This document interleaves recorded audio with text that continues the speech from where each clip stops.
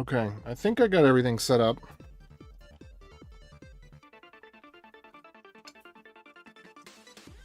Even had a little Mountain Dew left. Let's see, I'm gonna check on the fish real quick while anybody who wants to come in gets in. So today we're gonna be working on the testing that our two signature libraries produce the same results, or at least they can verify each other's signatures. Because what could happen is there might be a random component or something like that, but it could, the verification could still work. And then we need to get the key generation, make sure that there's a method to do key generation the same. So we'll have a BLS tool that at the end of the day, we'll have a BLS tool that can be built with Go without any of the C stuff, and we'll have documentation for how the C stuff is done. And what this will enable us to, well, I'll get into it when we start in just a second. But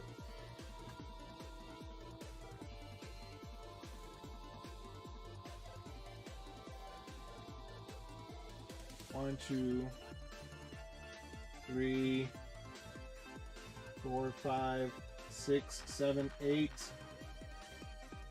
9, 10. I think we have 10 of the 16 shrimp remaining. Maybe more.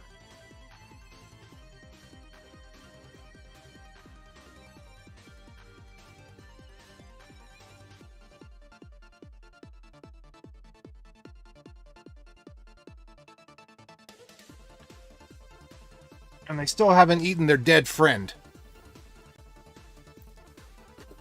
Okay, here we go.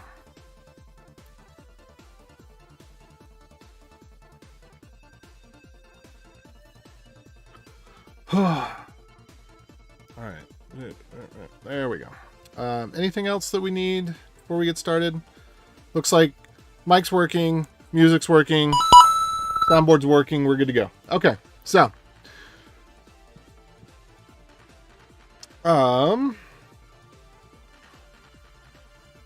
where was I? I think I was here. I think this is the right place. I think I actually do need to be in this server. Let's see.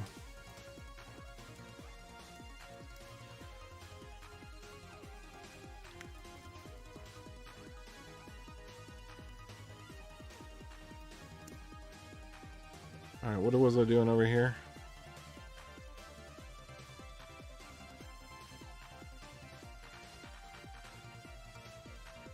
Add BLS command.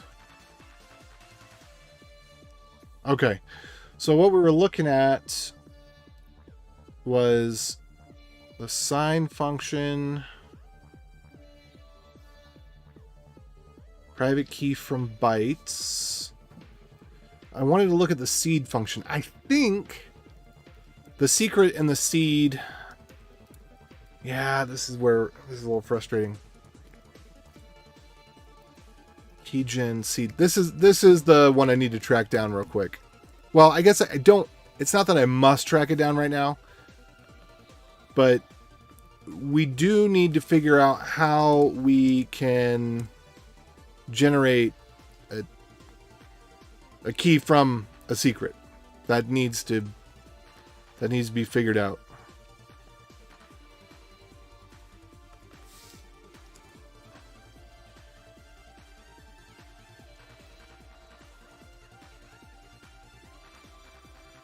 Okay.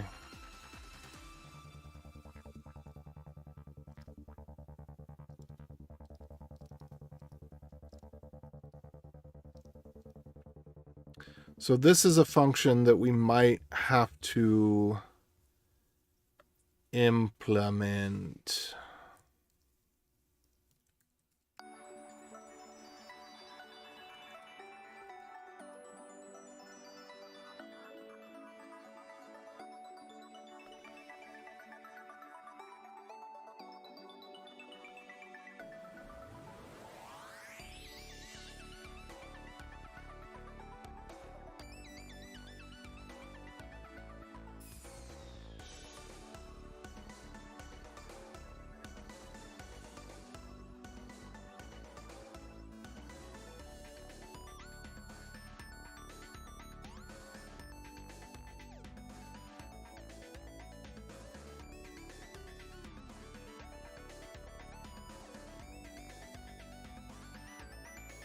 Dang it. What was that? Nope. It was just keygen, right? Keygen. Schemes.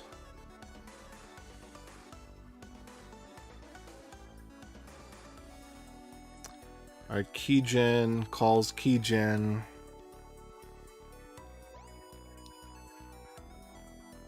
Hog scheme MPL.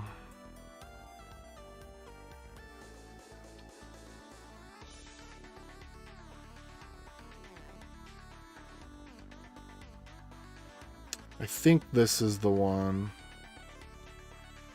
Oh no.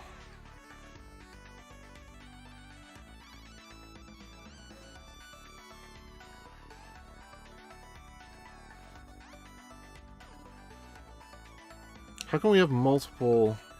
Oh, core MPL. And this one... Scheme MPL.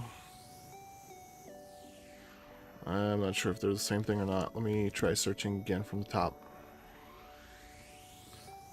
Okay, that one seems most likely. A bunch of test stuff. Some stuff about HD keys, which I don't think is it. Okay, the private key wrapper. Wait, this actually has an implementation in the header file? Let's check that out.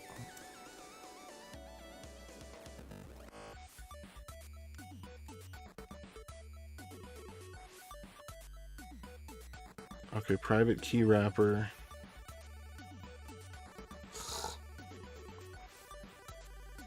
MPL. So is MPL from?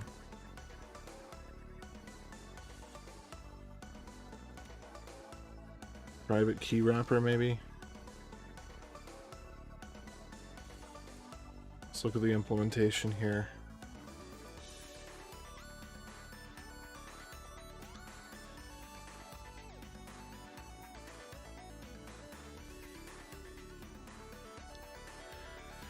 Whoa!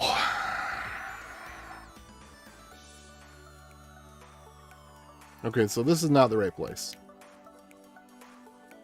Let's try this, what was it, scheme CPP? Nope.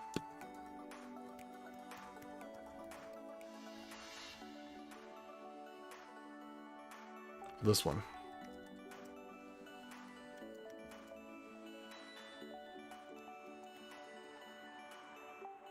Okay, so it turns out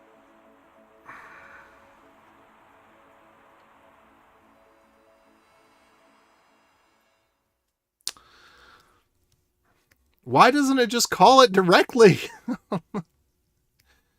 Oh, I bet it's because this was not originally a Dash project, and so the keygen method probably got replaced to use HD keys. That would make sense.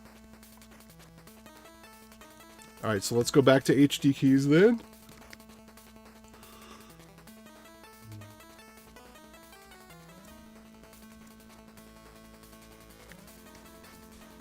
Okay, HD keys.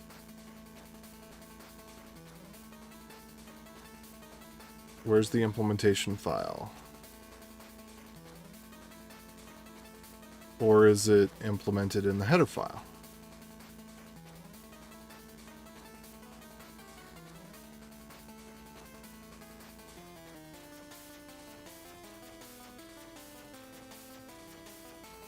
This may be implemented in the header file. It also might just take us on a goose chase to something else. That's why I don't like C++, well, among many things. Okay.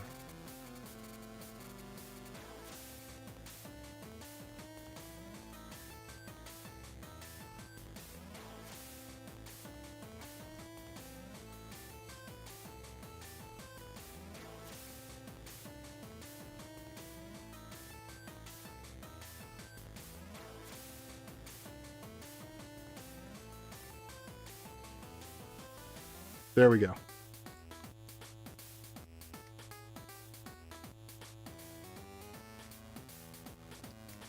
All right, so okay. So this is straightforward. If I need to implement this in Go, I can implement this in Go. This is not world-changing stuff here.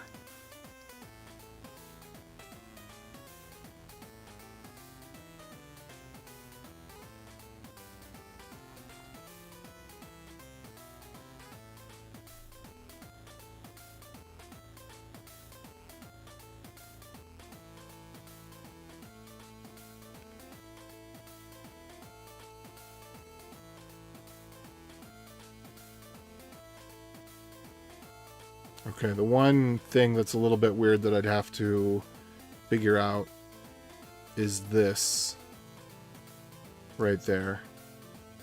Well, oh, I guess, okay, so there's a few things that I have to figure out, but I think I can figure them out because I think they're implemented in the other library. But if I'm lucky, and I'm not saying I'm going to be lucky, I'm not expecting it, but if I'm lucky, I could just do a search in this repository and find this right here. Okay, there it is, keygen. So keygen is here.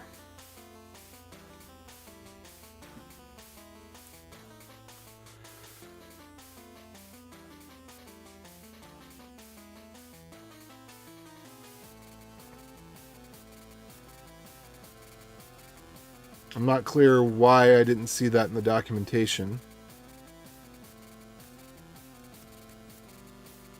I was looking for it earlier. All right, BLS package. I could have sworn keygen right there. Okay. All right, so we should be all good. So the first thing that we can do is we can make sure that both keygen functions return the same result.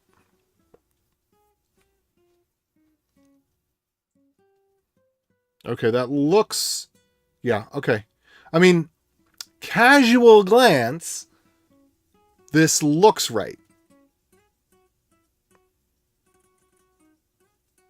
It looks like it's doing the same thing. Okay.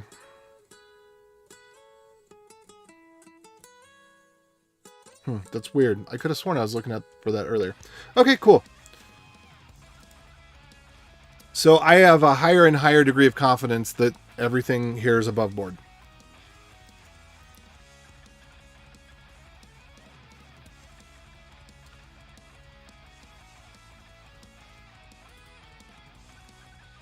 All right, but I can't actually do that work over here.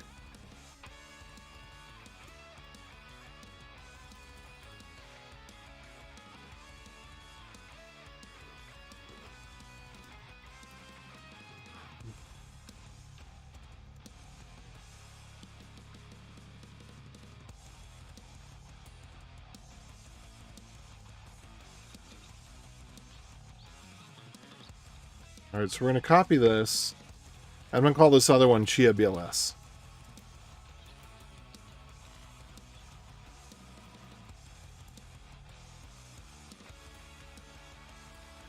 And instead of having the dash pay, here we're going to have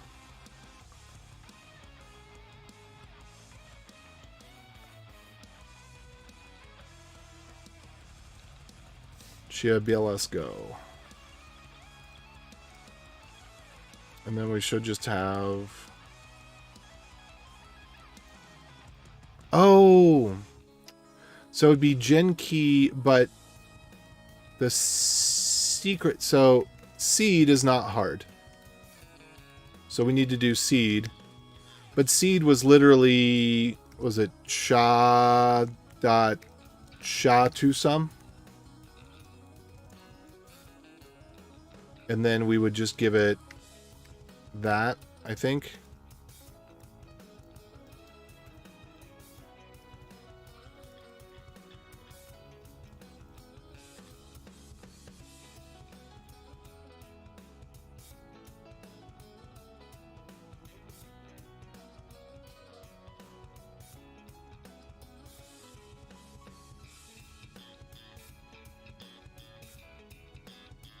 Okay, hold on.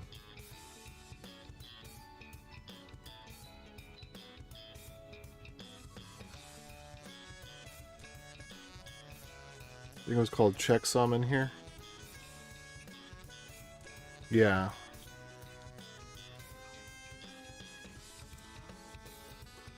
SHA 256. SHA some 256. That's what it was. Okay. Useless abstractions, people.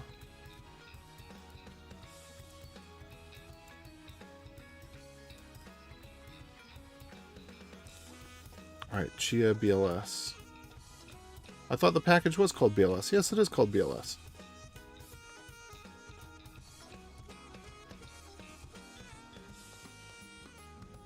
Go mod tidy.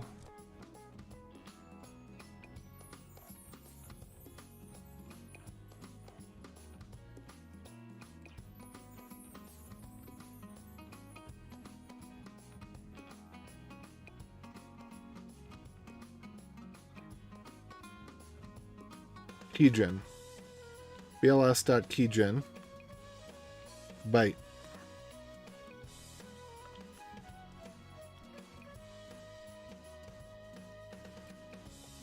Oh, whoops.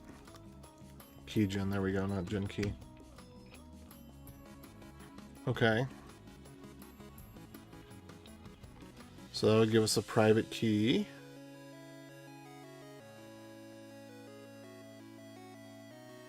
Oh, interesting.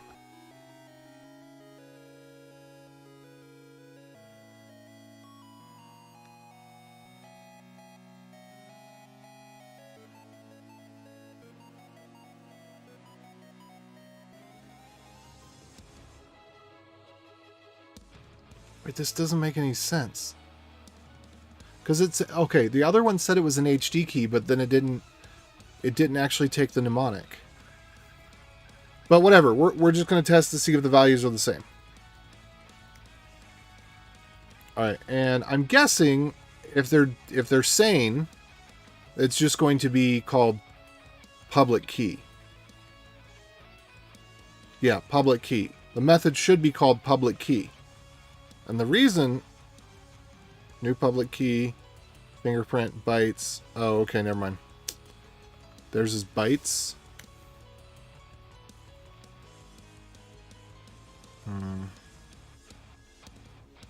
Hex. Add. Okay, there's... Oh, interesting.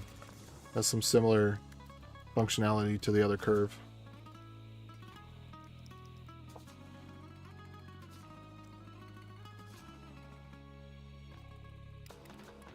Alright, so we need to look at private key. Private key should have a method public key that returns the public key. Get public. That's weird. Why is it called get public key rather than just public key? Whatever, it's good. We're going to take it.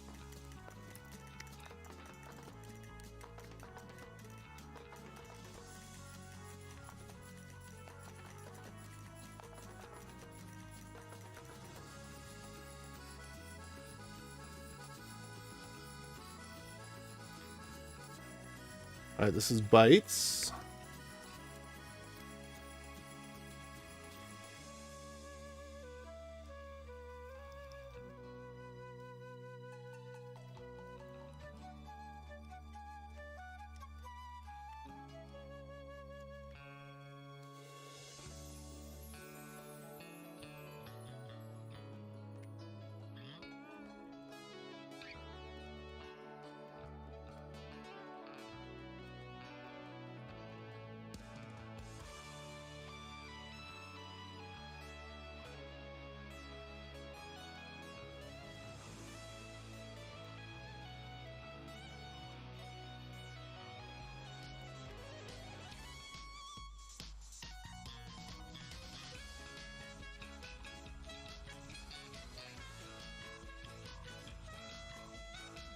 Alright, so now...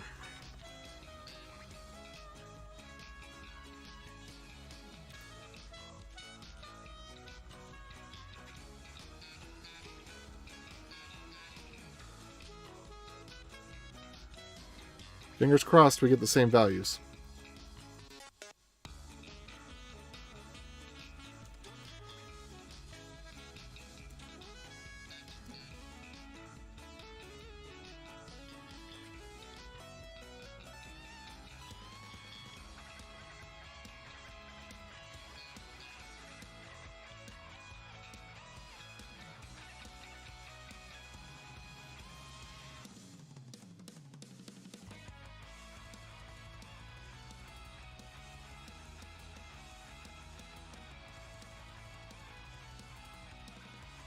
same!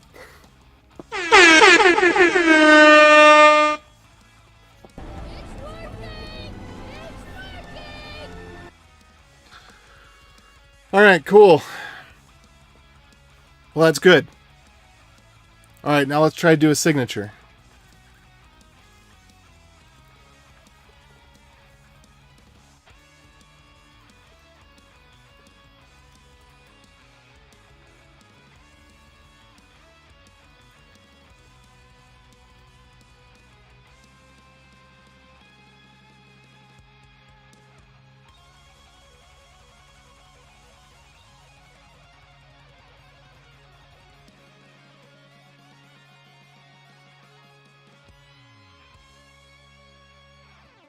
Let's see.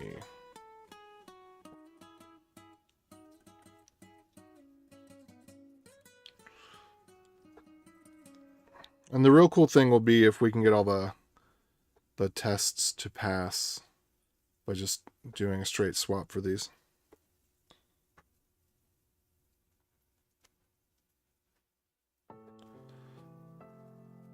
Which may be possible.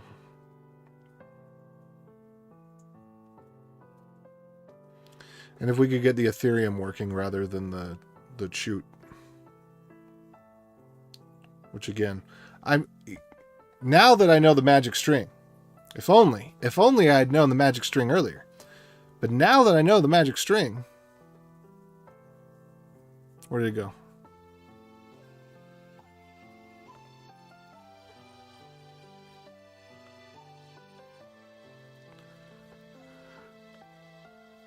So I can just search for this in that Ethereum repo, and that should take me directly to the correct file. There's always a magic string.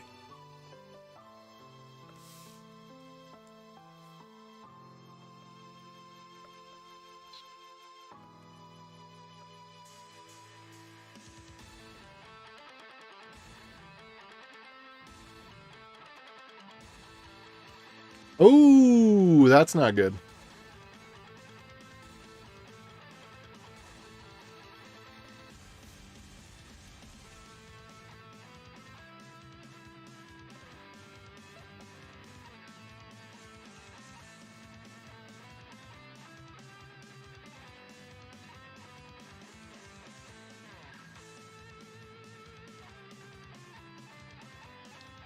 So I think this part may be the one that's in Ethereum, and this higher level stuff may not be. But the higher level stuff is really, really thin.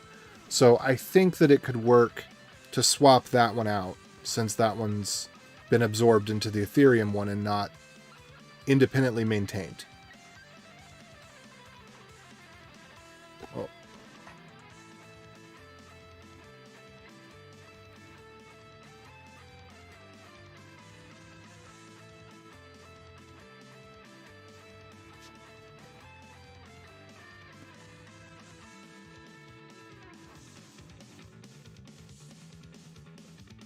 Okay, but this is good. We've got options either way.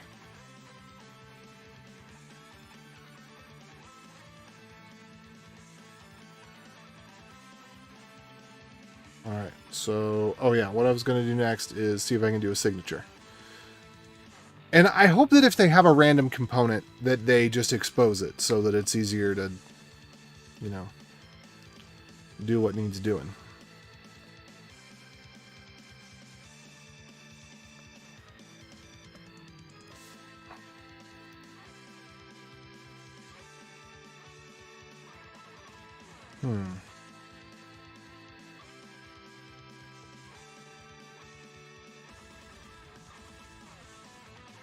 So aug scheme MPL.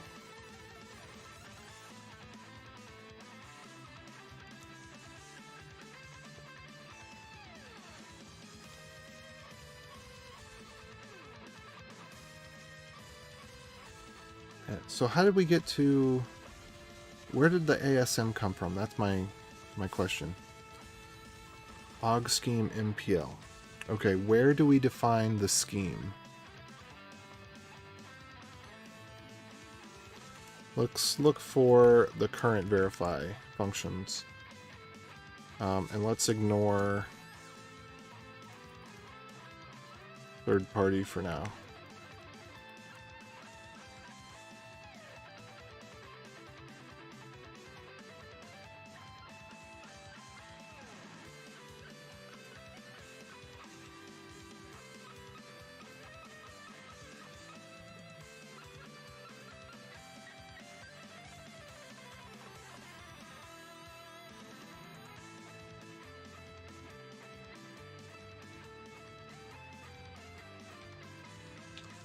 All right.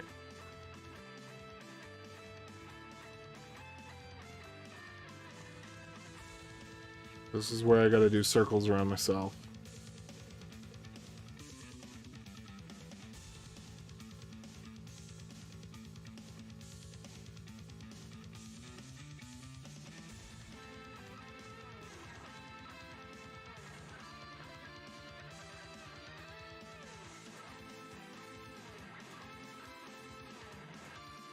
Okay, there we go.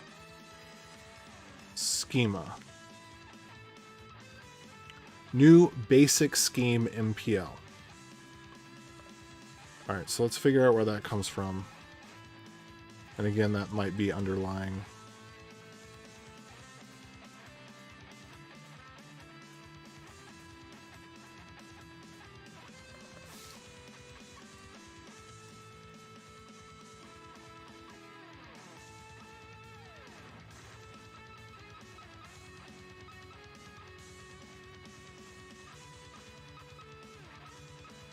Okay, so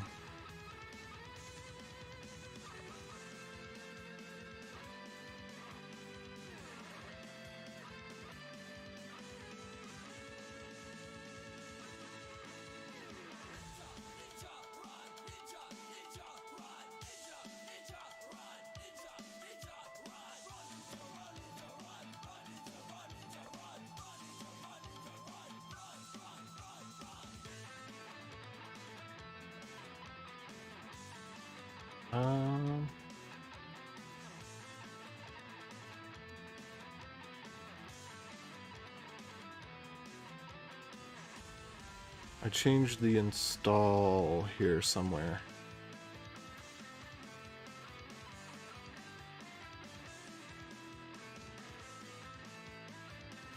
Celebration for what I did 6 minutes ago. Thanks.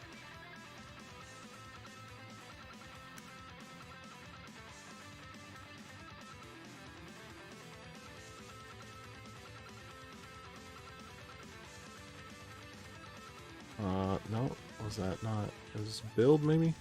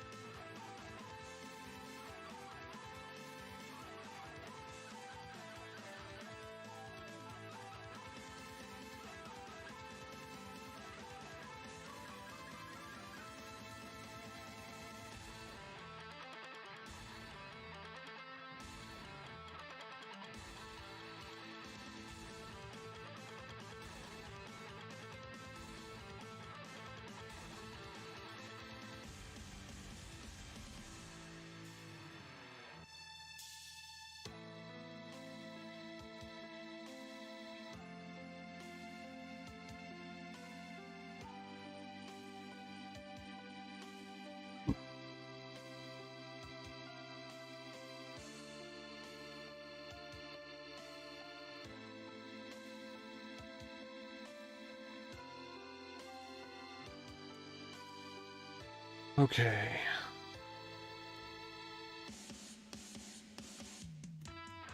I don't remember why I did that right now. I think it was just on my mind, and so I wanted to make sure that I had it documented. Because I don't think that was related to what I was doing 2 minutes ago. Okay. But I was looking for... Wait.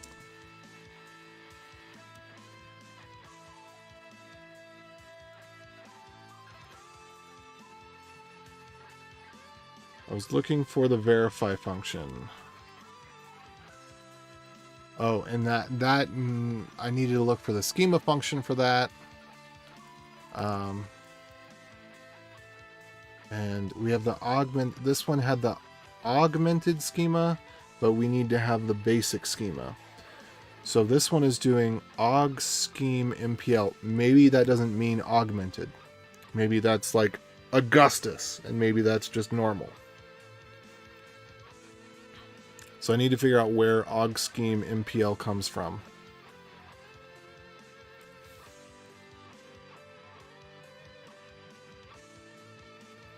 Chats aren't showing. Okay, let me swappy doodle. Okay, chat should now be showing. Thanks for letting me know.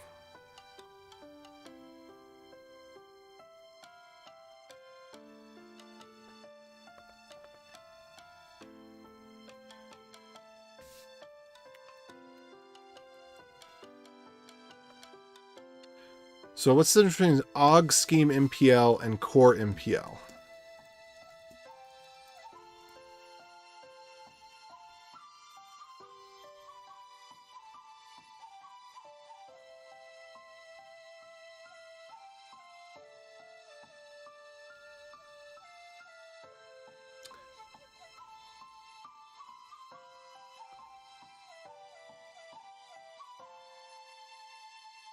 What? BLS Chia.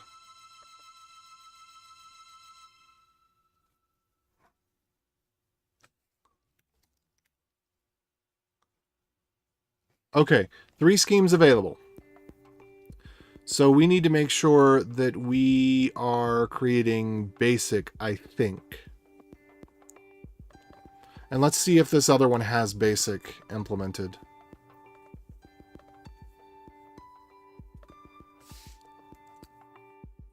It does not. All right. So I think the one that we need is basic, and the one that's implemented is aug, but I think this is just a matter of parameters.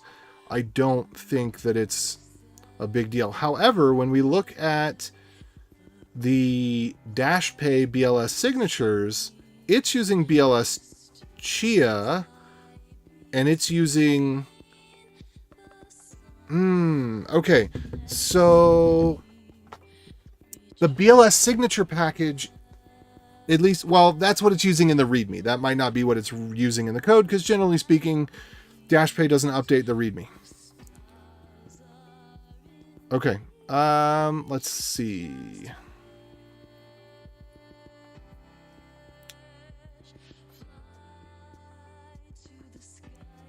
Let me do another check and make sure that I've got this right.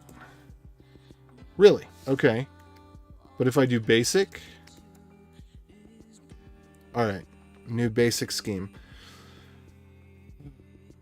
Alright. I fingers crossed this is not going to be earth-shattering. Let me go into the Ethereum one and see what the Ethereum one has. Okay, it does not have that. And it doesn't have that either. Okay, so the Ethereum one is at the lower level. So this stuff is up at a higher level. And again, I think it's just parameter settings. I don't think it's a big deal. So let me see if I can figure out what that resolves to lower down. And then I should be able to just copy the aug scheme MPL struct and then apply that.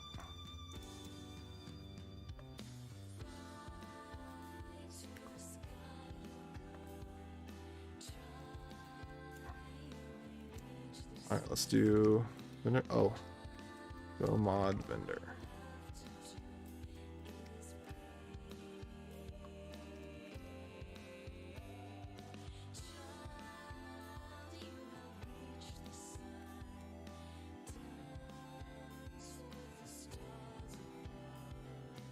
Okay, so here's a scheme CPP. We just looked at this. Basic scheme.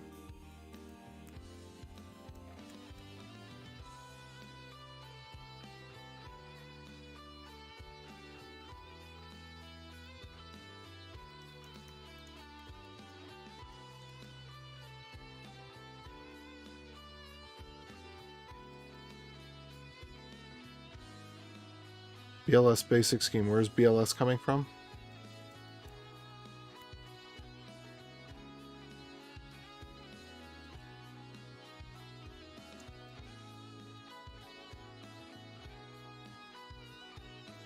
Alright, there's the scheme binding. Could be defined in the header file. But no, I don't think so.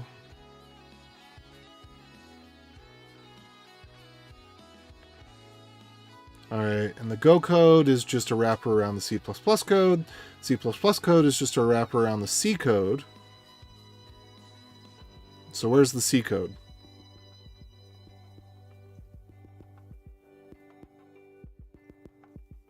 Is it in here? Wait, basic MPL struct. Yeah, okay, I'm just gonna double check this. I'm pretty sure I was just in here. But let's just, you know, sanity check.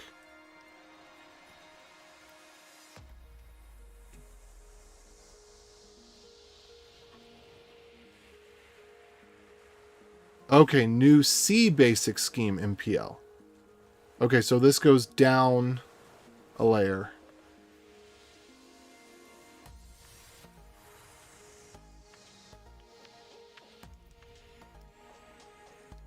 Aggregate, verify.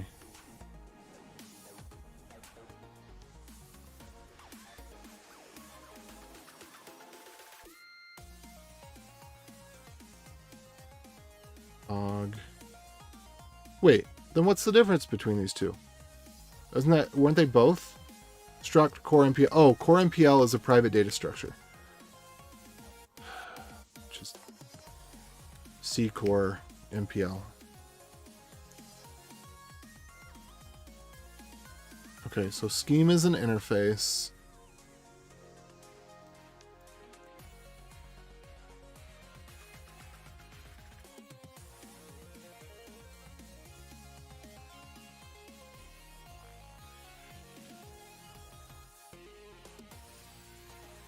Core MPL.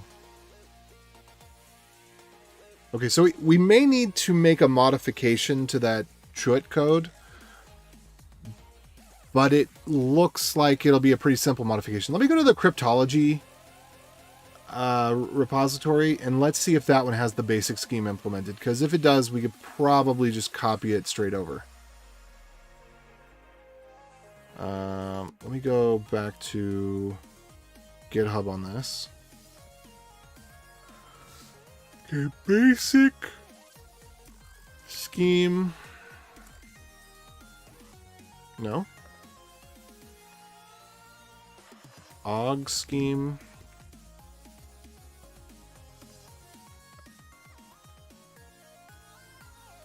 Okay, that am I calling it by the right name again? Basic scheme MPL. Yes. I'm spelling scheme the same way.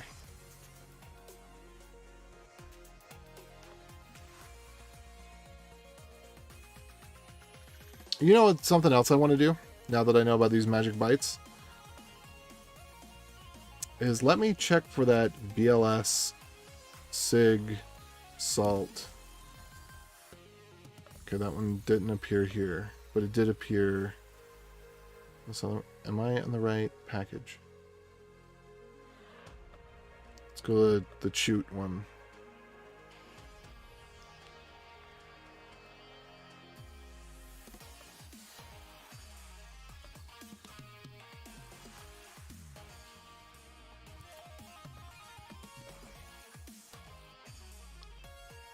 Okay.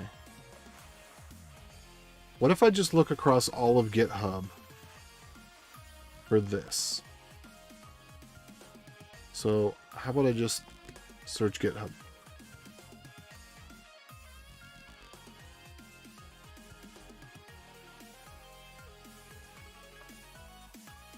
Yikes. Nope, that's Python. Chia network BLS signatures. That's C++.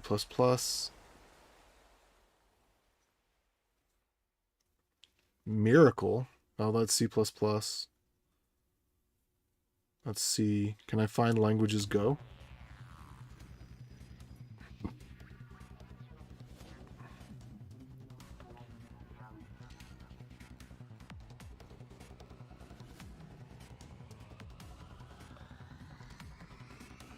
Nope, that's not what I wanted.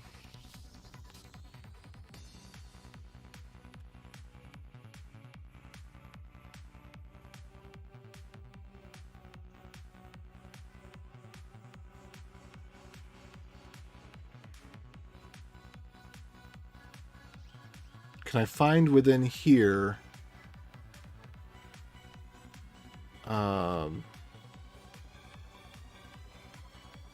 I mean, this is a good search to maintain. I'm just going to throw that in here.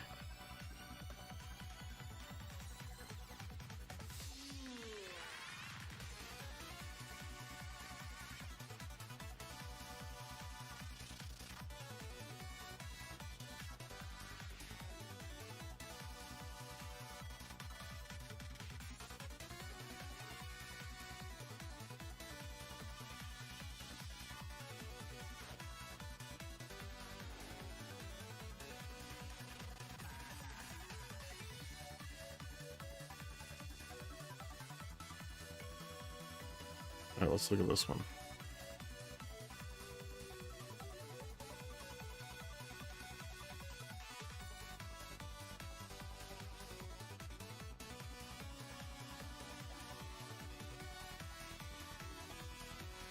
Looks like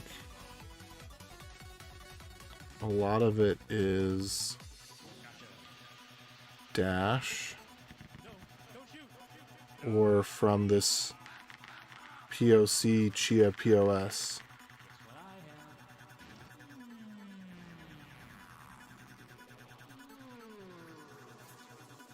We've excluded 34 identical files. Okay.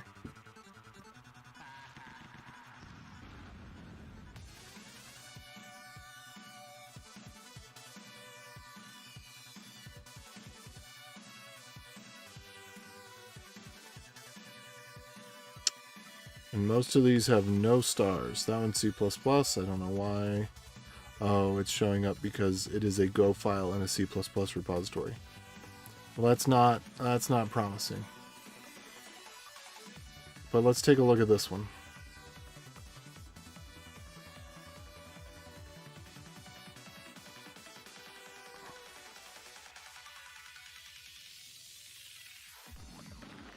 Scheme MPL Basic.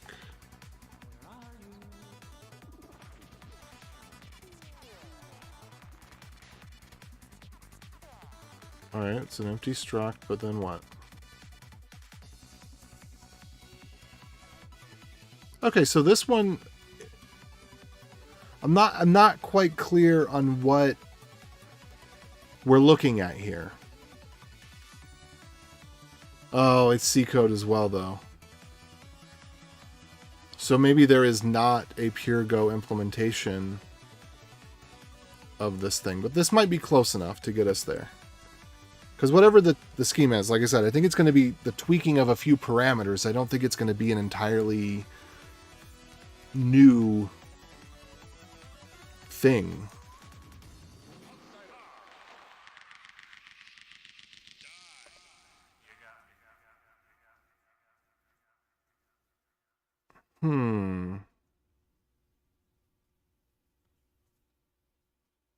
Okay.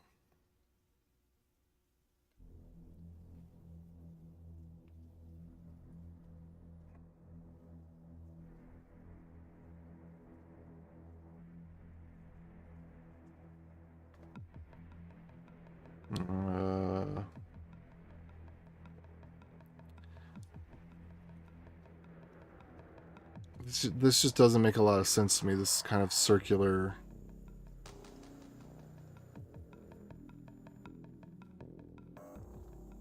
derived child.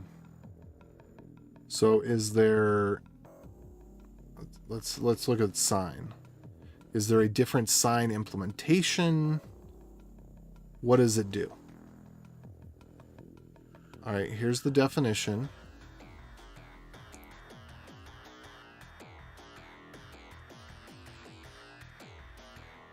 Okay.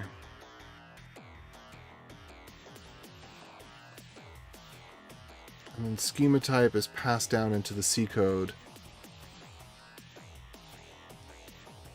Alright, so it's calling a sign function. So let's go look at the C code. Well, first, okay, first let's go back to our chosen implementation. Let me just get rid of these searches for now. Because now I'm just kind of crowding myself out with a bunch of stuff that is probably not helpful.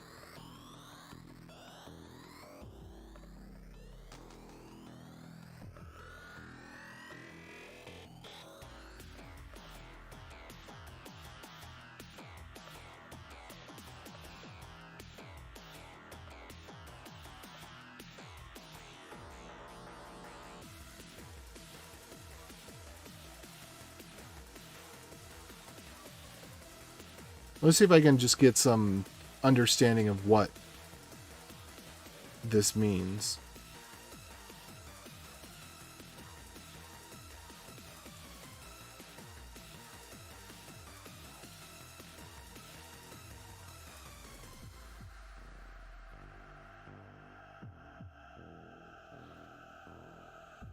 Alright, maybe this is a case for GPT. Which I wish they would enable the ability to sign in with a business account. That I think that's so dumb. I don't like, what are they doing? Okay. What's the difference between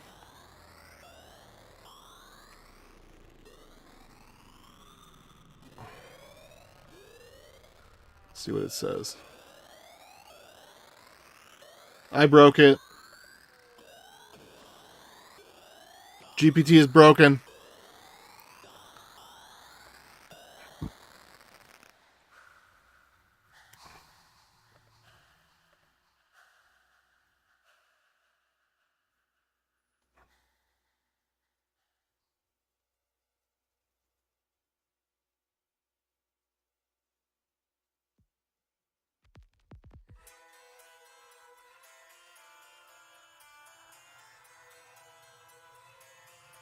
Okay.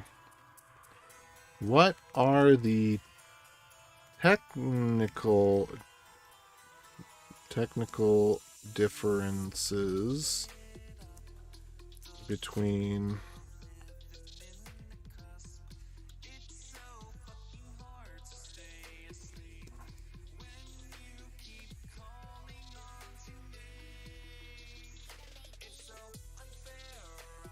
Nice. Nice. Implementation goes here.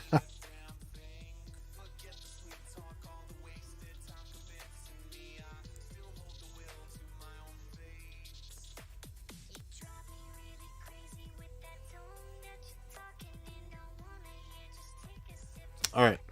Okay, so I don't know that was helpful at all. So search isn't helpful, and GPT says, "Go read the code yourself, moron."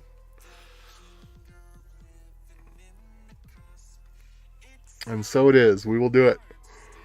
We will go read the code ourselves.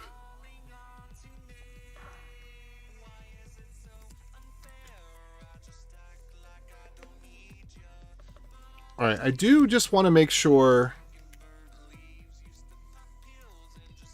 that basic is all we're using here for this implementation.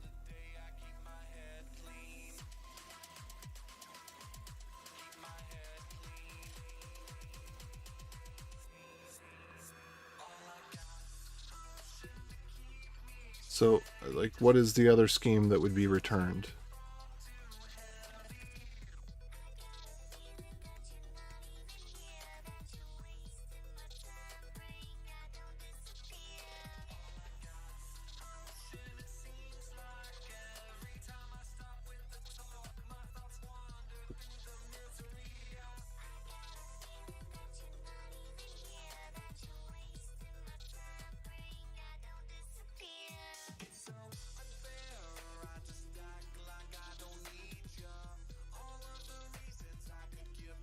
Dang it! First 32 bytes should be random.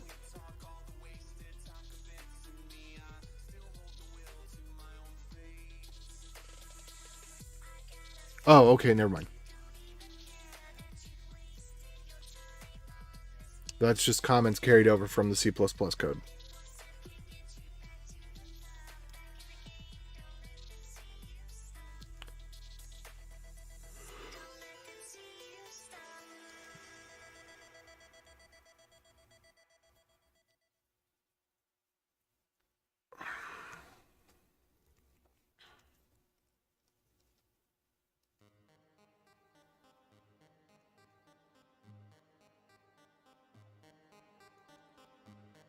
Okay, so we're going to go back to the chut. And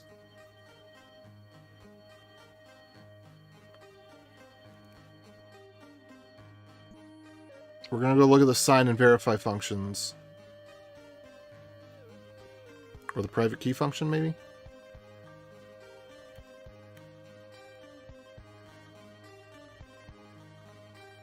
Or what am I looking for here? Ogg schema. Okay.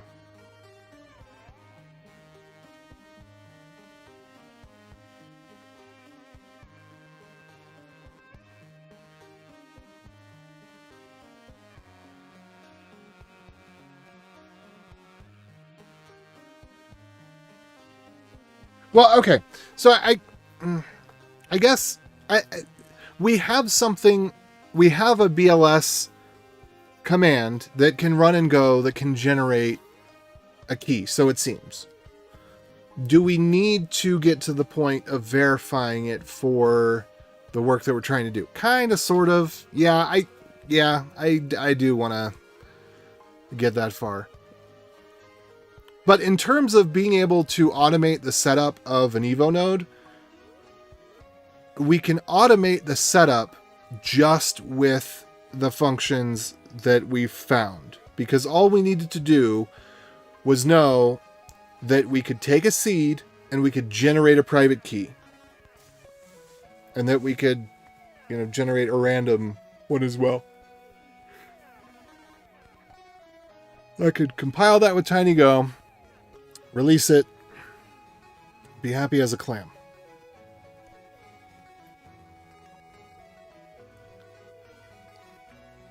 But if we can figure out where, say the verify function is, for example, I don't know if we need to do aggregate verify. We probably do, because that's probably one of the reasons people use BLS, is because of the ability to do aggregate verifications.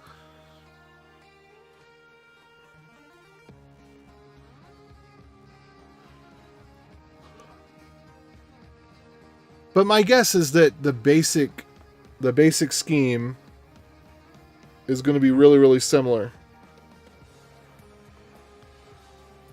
to the Ogg scheme.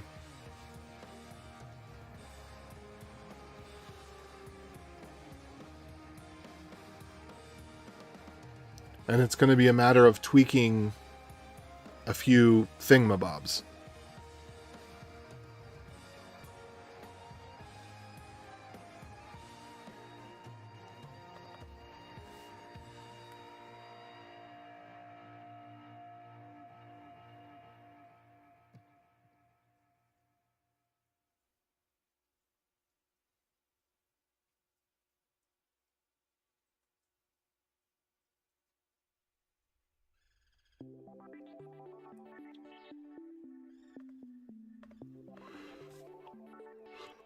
Okay, where else was this used?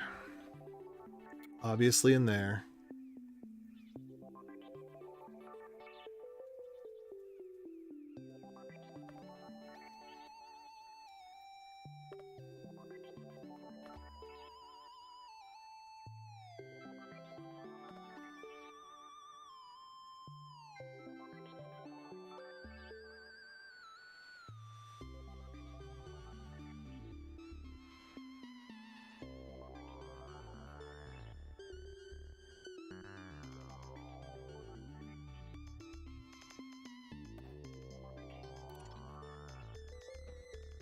Minimum public key sizes.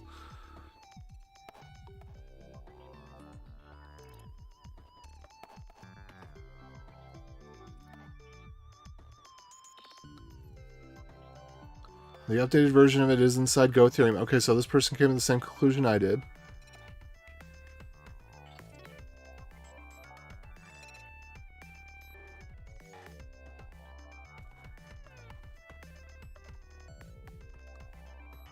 Okay, so this is the cryptology version. So what if I just look for basic in here? Okay, so they just call it a different name. But this is the same thing. Okay. Usual BLS.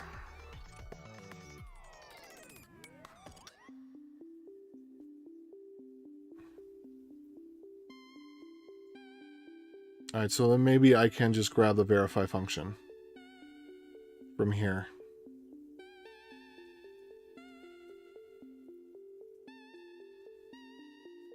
Man, what a terrible name. Basic.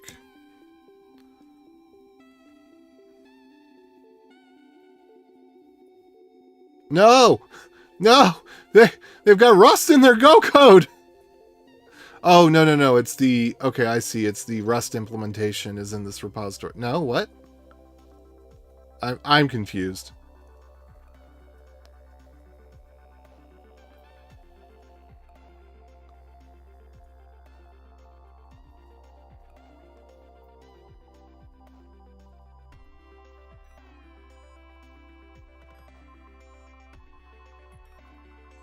Okay, tiny BLS Go. Usual BLS. I think they tried to give it the name usual rather than basic, maybe?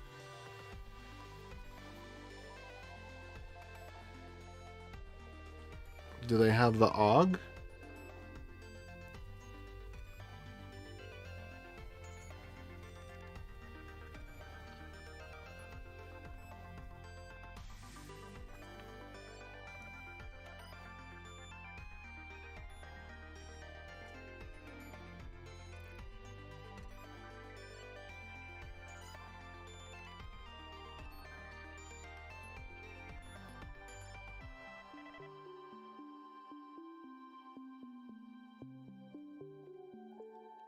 Okay.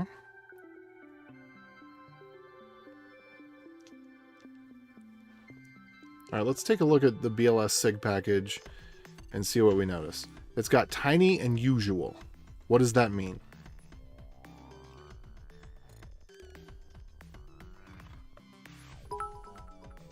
Oh, hey, what's up? I don't know why I don't see the little Madoodle over there, but I heard the sound, so... Thanks for the sub. Or the follow, or the whatever it is.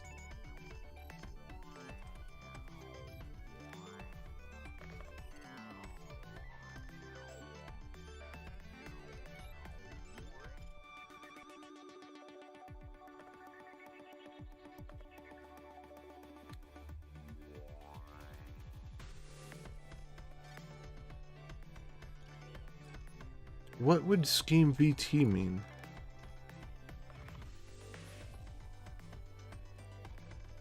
And why would this be useful if they only ever use it in one place? Okay, so, but we have these two.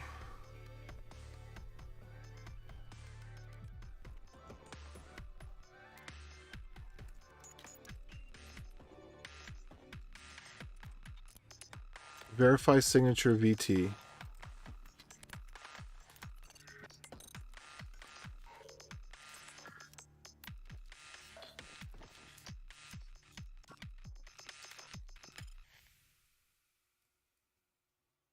Okay. So we can search for that in the code base, I suppose.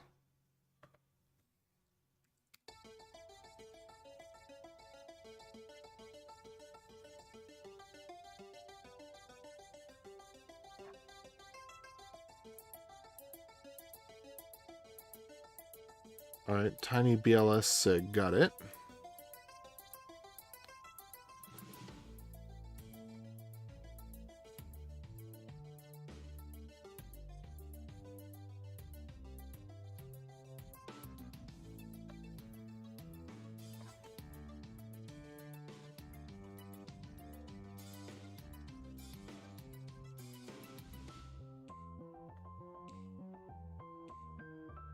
I look for section 2.7.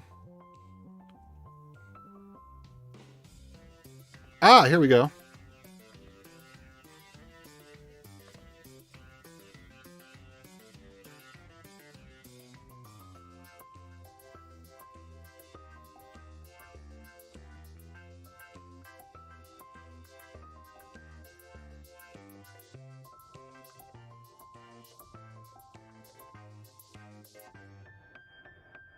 Okay.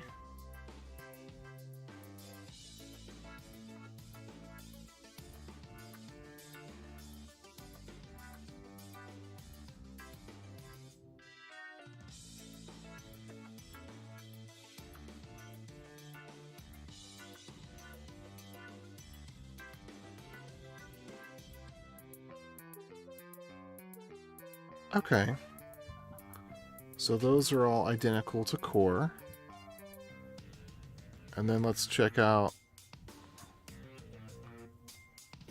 Where's Og?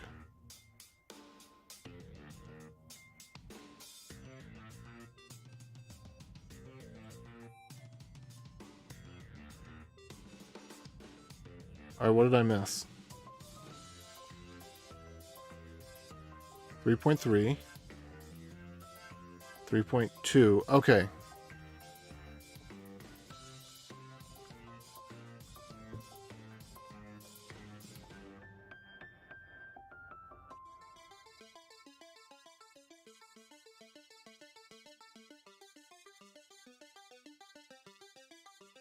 Alright. So this is helpful.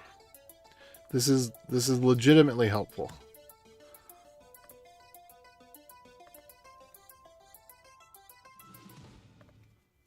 Just gonna put here.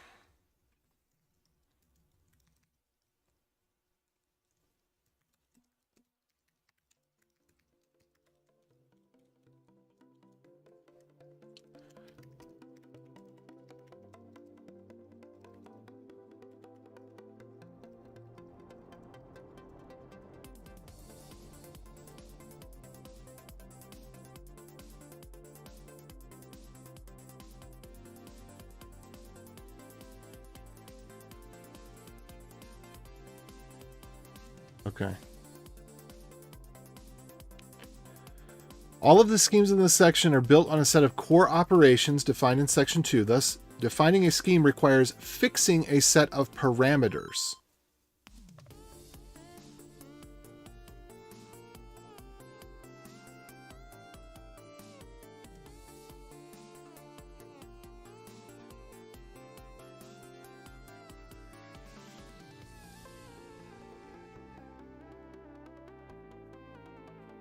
Okay.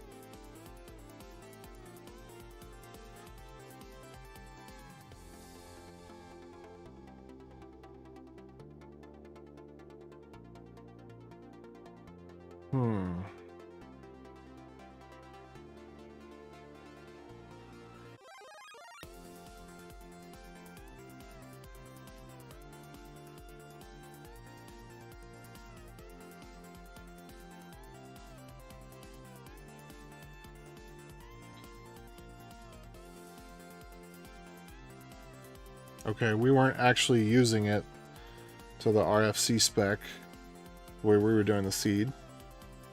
Hey, what's up, Dominus? Oh, hey, it's Kelvin. How's it going? I'm doing... Look, when you're reading anything off of IETF.org, you know it's not fun. No one ever had a 100,000 viewer stream reading IETF documents.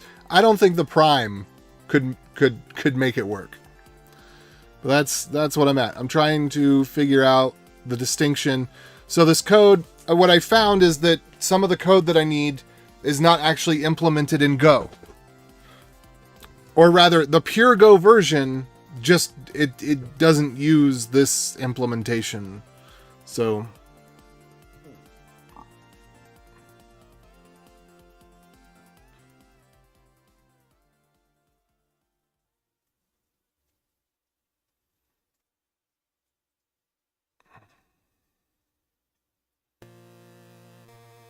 I just don't understand. Okay, I've got to go read the other specification because we have a core sign and a core verify, and we have a core aggregate verify.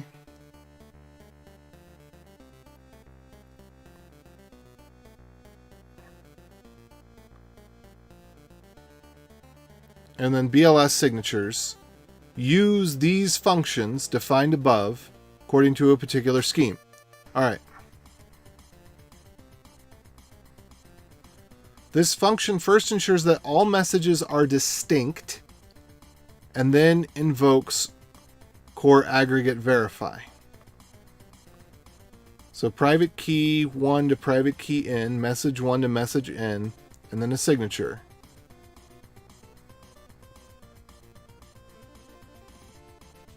Precondition is n is greater than 1, otherwise return invalid.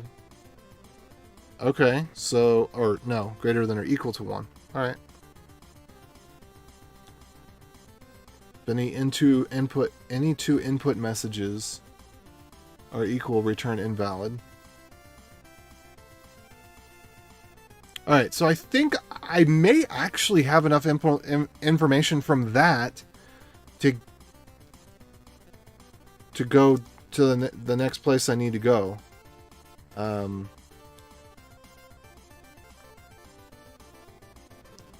Okay, let me see over here.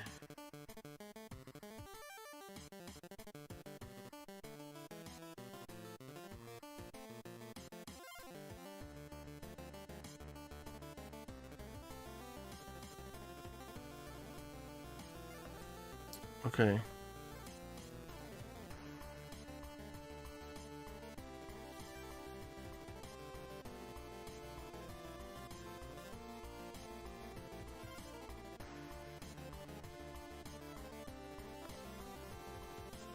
Alright, I'm gonna put this little piece of documentation over here.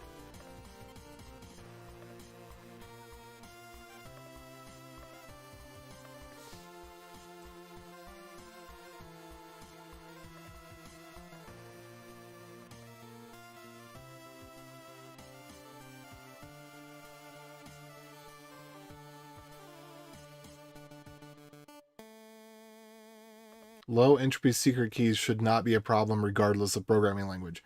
You just pull from the random generator. The same, you know, every language you use, you're going to pull from the operating system's random generator.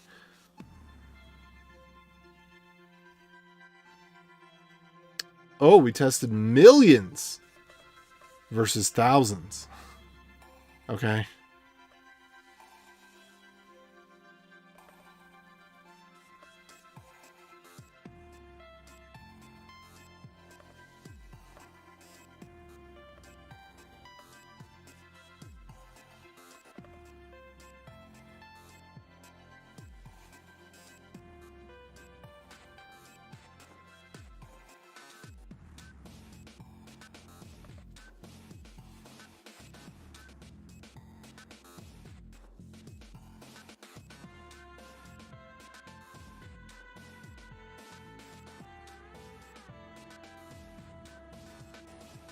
This library is compatible with the following implementations.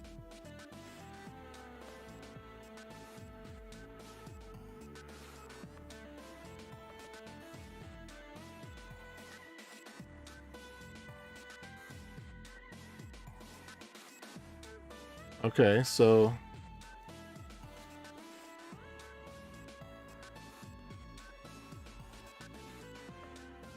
I'm a little confused because as far as I can tell, this doesn't actually implement all that needs to be implemented.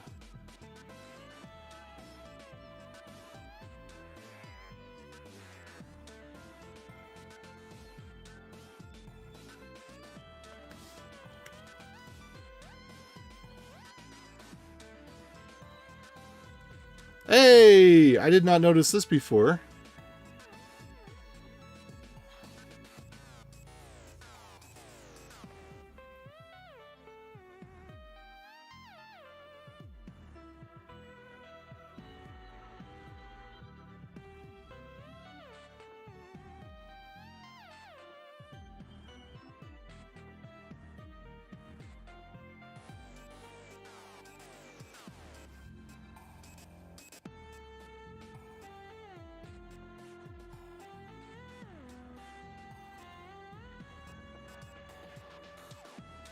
we have basic, new sig, basic VT. Where the heck did that come from? That was not here 5 minutes ago and I was looking at this earlier. Okay, basic signature scheme. I swear that was not here 5 minutes ago. Can we rewind the stream? Because I just searched for this and it wasn't here. Or I don't know, maybe it was. I guess it must have been. I just didn't notice it. Okay.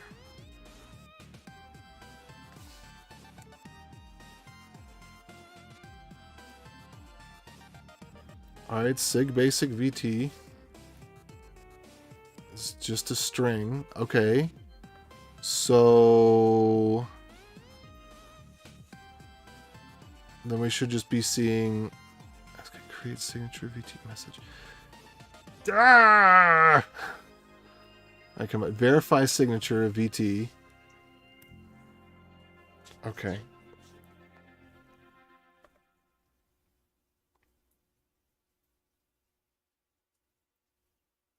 Please tell me that this doesn't just drop down in a C code or something.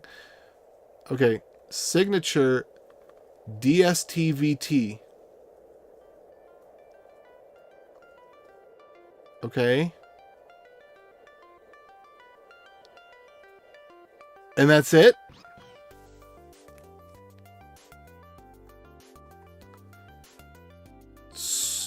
Okay, so am I understanding that the only difference in the verify function is that the scheme is put into the verify function? Is that what that seems to be what I'm to understand here, is that the scheme name is passed in. Let's go look at the IETF again. Where'd that go? Where'd that beautiful, beautiful document go? What was the... Let's go back to looking at the scheme strings. Alright, so I would imagine that this is an exact match. We should see this in the document, and indeed we do.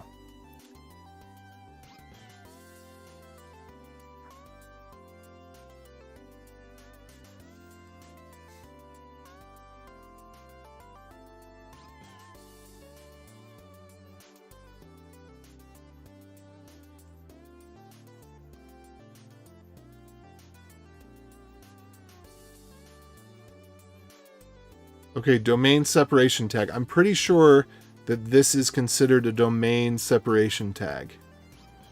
Yes. With the ASCII encoded domain separation tag, blah, blah, blah, blah, blah, blah, blah. Yes. Okay. Hence DST, domain separation tag. Got it. Okay.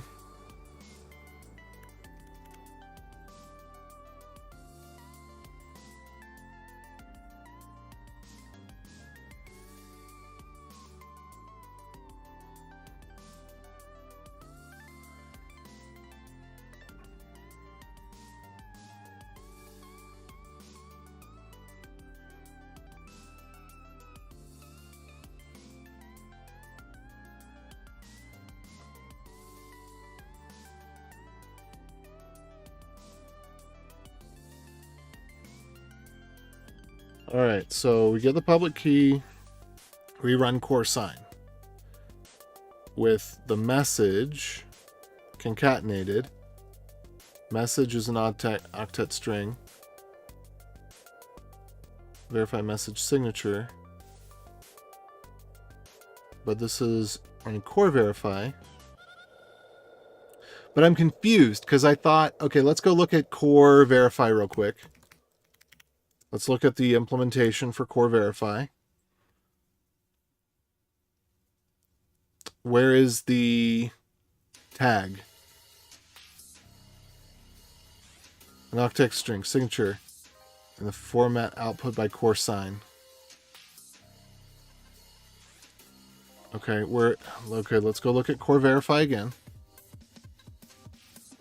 Verify signature. And I don't know why this is called VT.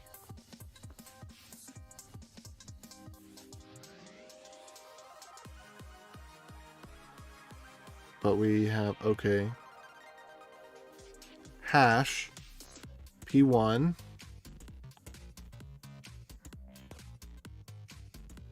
So P1 becomes 0.1. So message signature.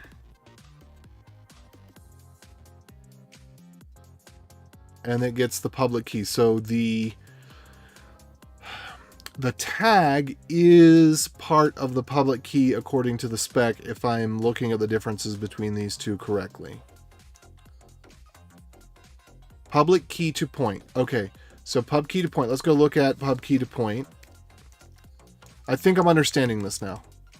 I would not have ever guessed that I could. The Oster. Is this, am I looking in the right segment? Okay, 2.2 parameters. Okay. Deserialization depending on the signature variant. Octets to point. Signature to point. Okay. That's not quite enough for me. Let's go look.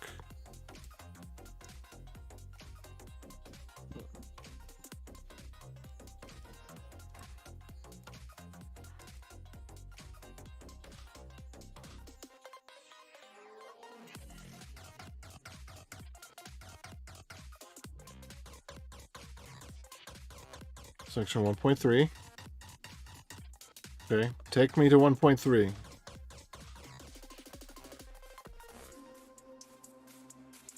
The public key for the signature scheme.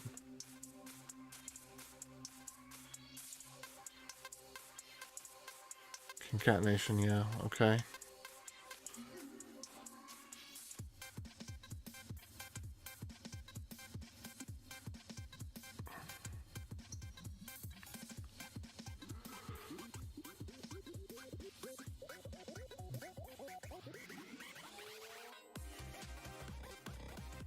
All right, so what about the domain tag then?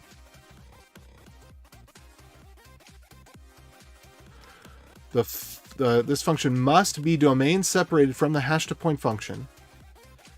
This must either be a random oracle encoding or non-uniform encoding. Okay. With a different domain separation tag.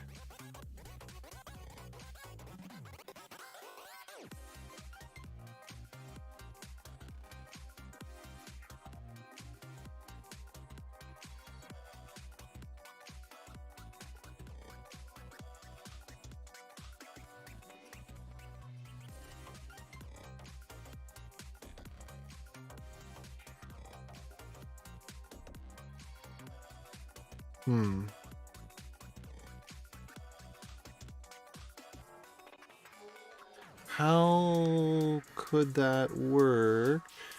This looks like this. Okay, domain separation tag. Hash to point. Hash to point.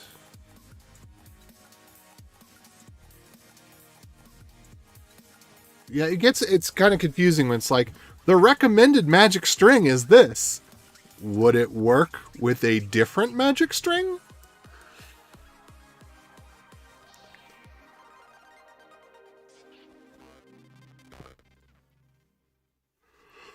Okay. Ugh.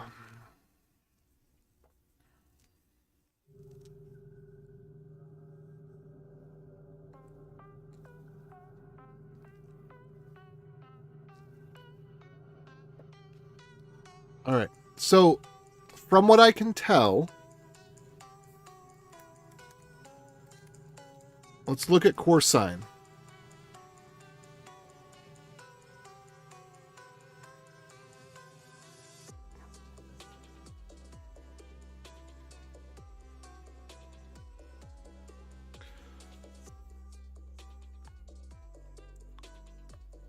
hash to point is going to have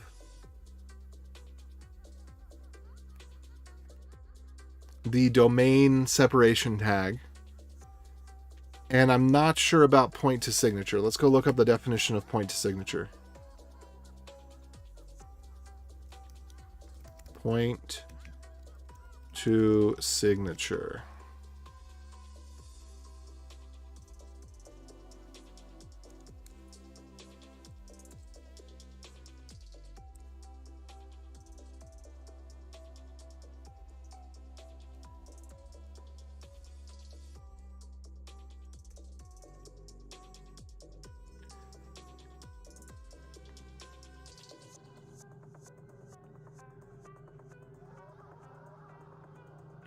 I honestly don't know why the IETF just doesn't use like Python, you know, just like what? Just don't use the funny syntax. Just like this is the implementation. It actually runs. It might be slow as all get out, but you know, it's easy to read. Easy to port to any other language. You just pop it into ChatGPT, say, rewrite this in C++, please.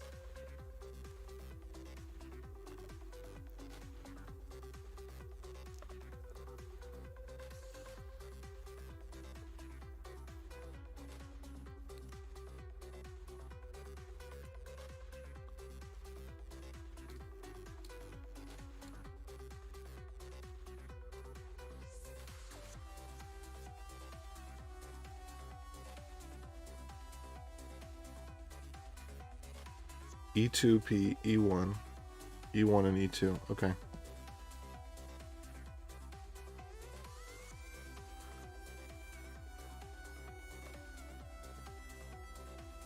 Okay, then point to octets then.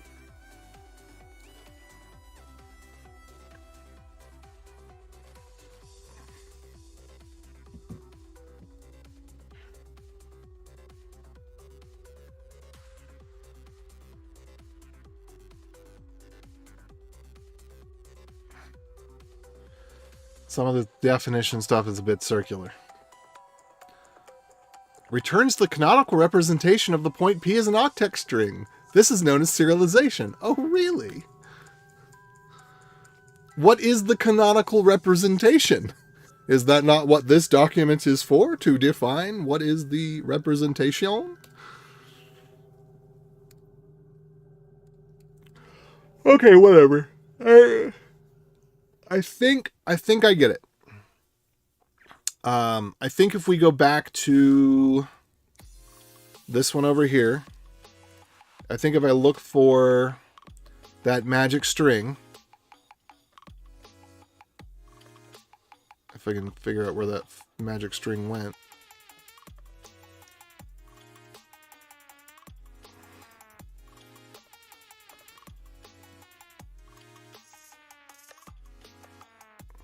Where'd the magic string go?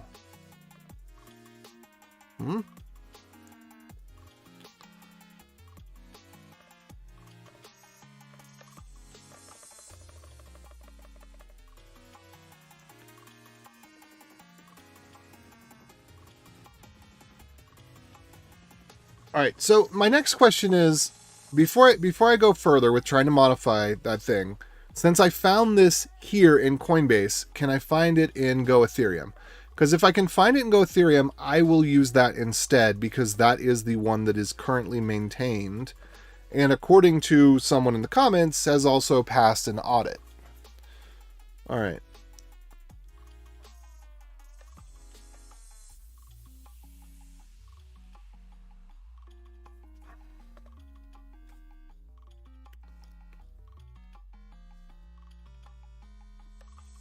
So I need to find, again, that magic string.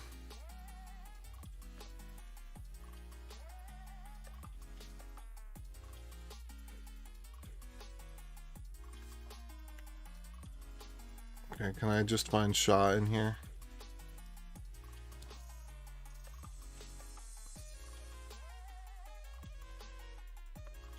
There we go.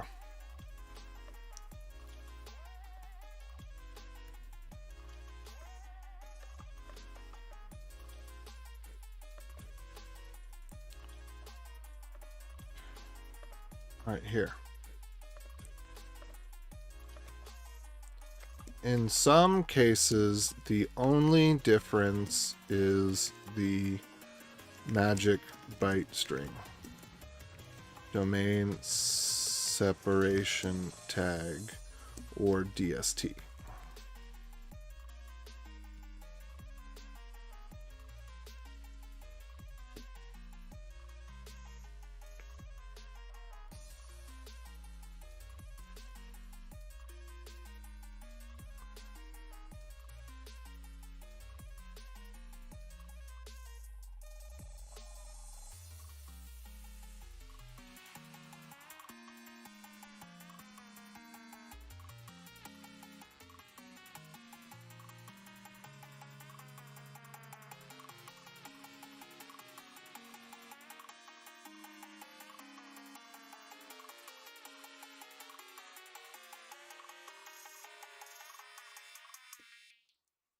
Okay, let's go find that again in here.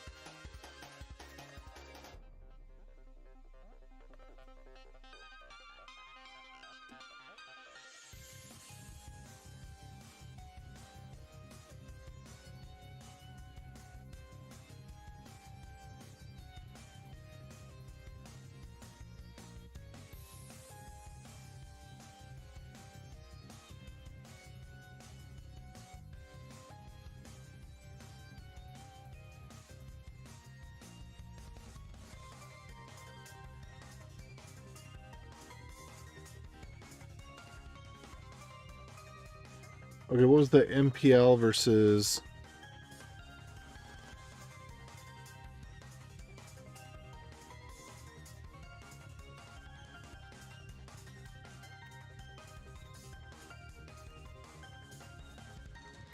minimum...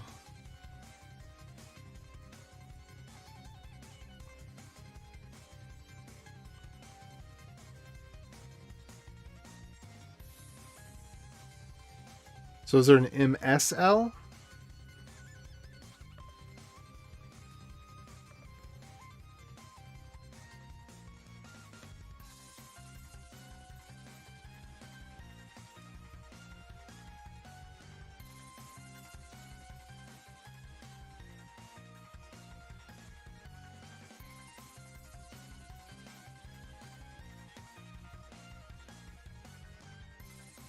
This would be better as a table. I am aware of that.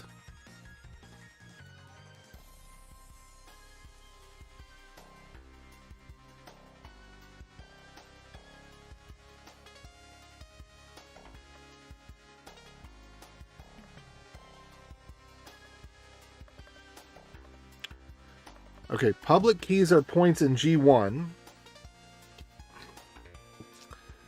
Signatures are points in G2. I don't know if that's what I saw here. I see this as G2. So let me go check this code over here again.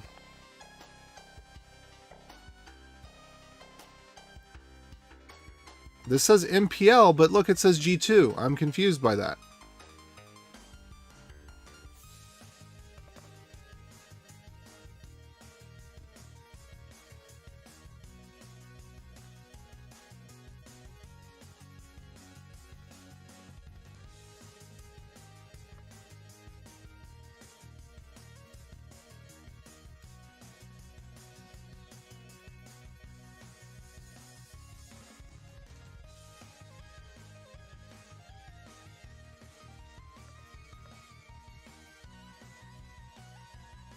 Okay.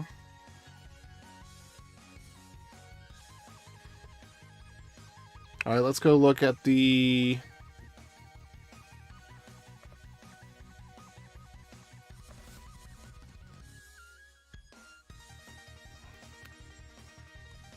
Okay, found it.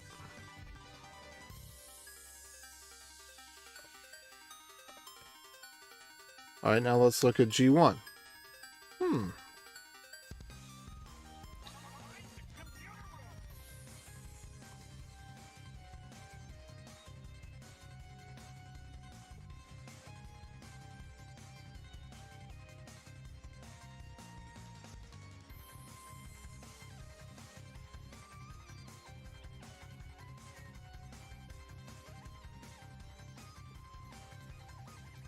This is not according for basic signatures. This is for augmented signatures. What?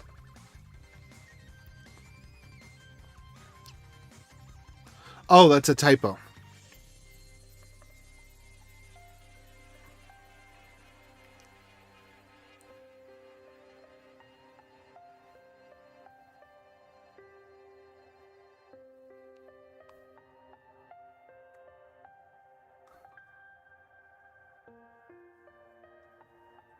Okay.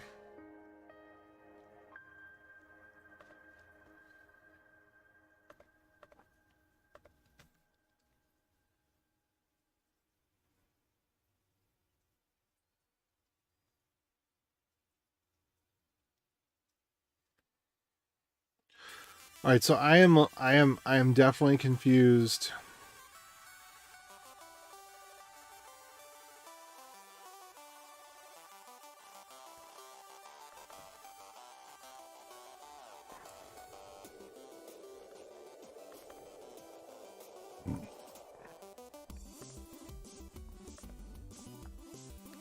I don't understand the difference between these. But the good news is I just need to figure out what we're using. So let me go back to that.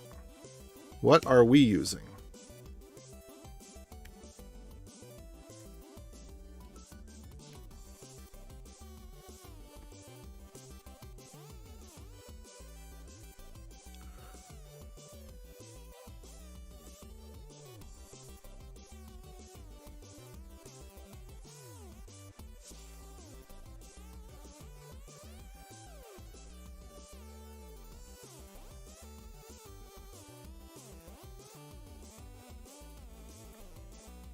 Understand the difference between the usual and the tiny. What does the VT stand for?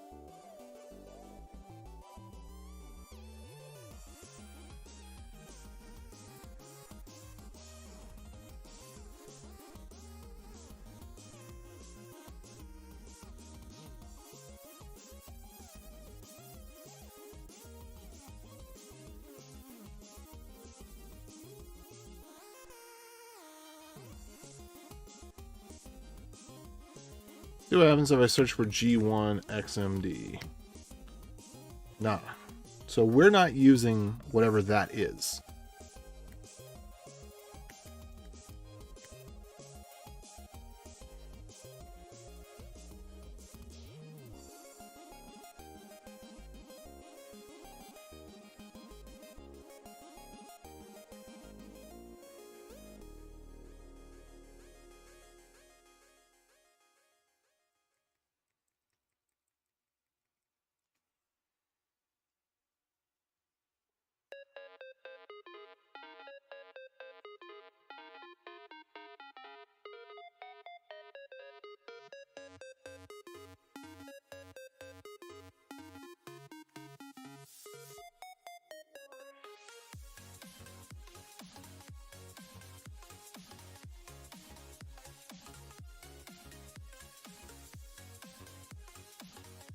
Okay, message augmentation, minimum signature size is G1.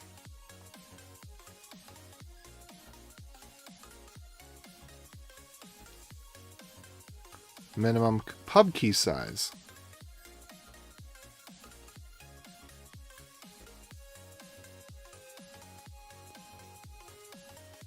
All right, and the string is different.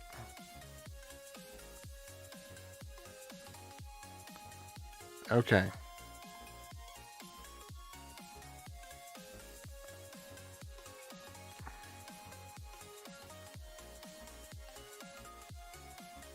All right, G1.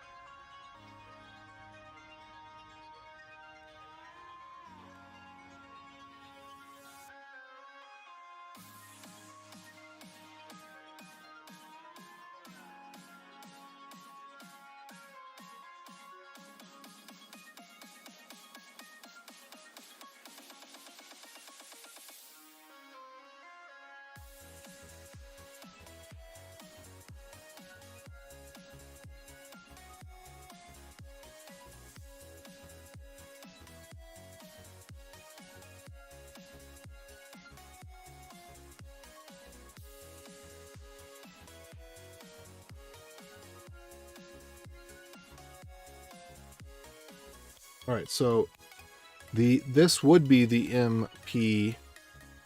Okay, G2, yes. All right, so we don't need to worry about the other one.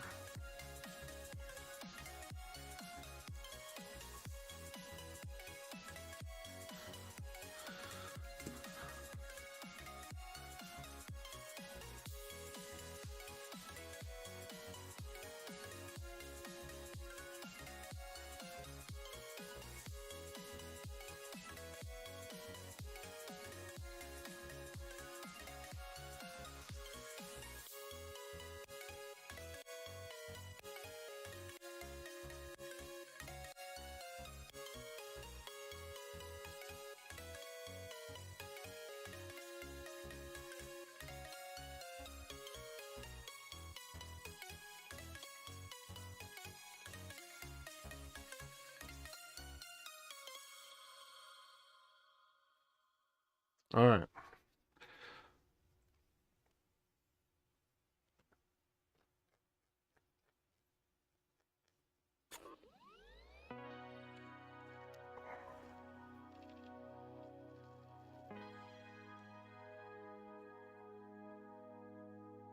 All right, again.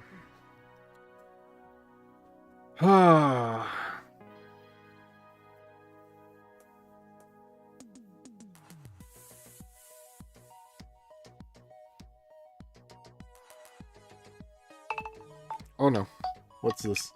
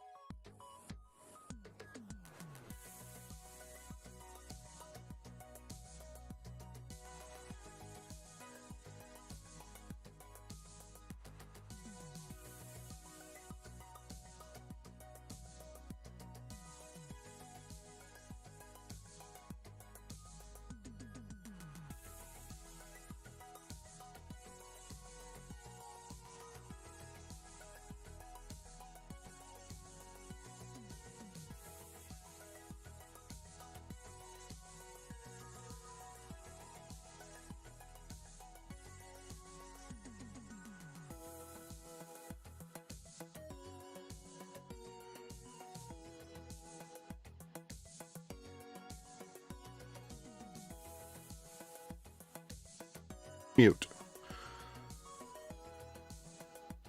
Okay, and then something else happened too.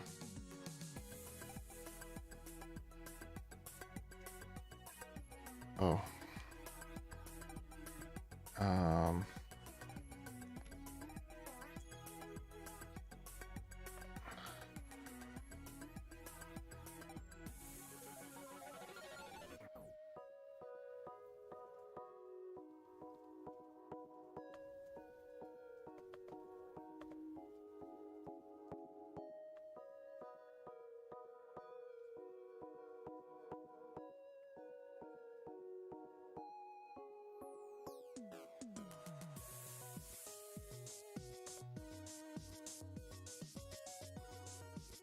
What in the world does that mean?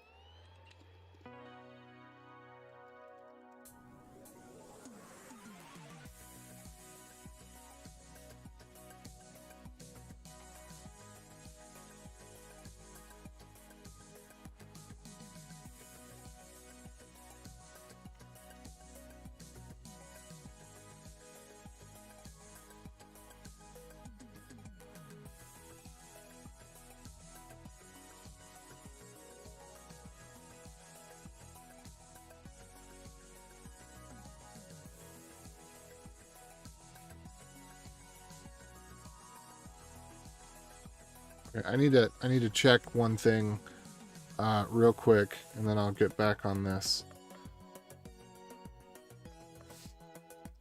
Okay,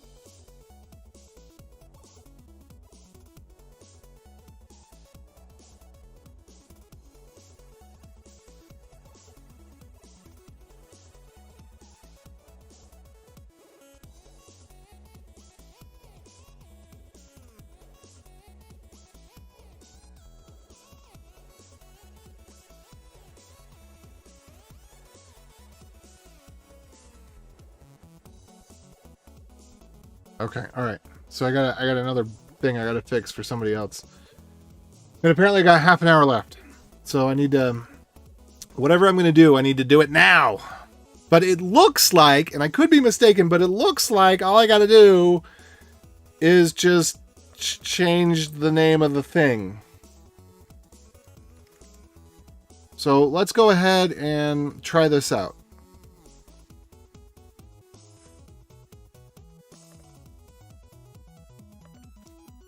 We're going to go into our command, tender BLS main.go.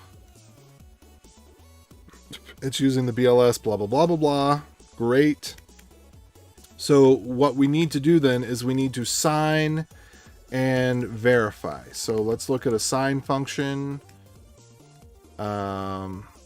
Where's a sign function? I want to verify signature. I want to actually sign. Where's my sign function? There it is. Okay. So private key, we should be able to call the sign function on some bytes and get back some bytes. And it shouldn't be possible to have an error. Set mod order flag to true so the big random bytes will wrap around and be a valid key.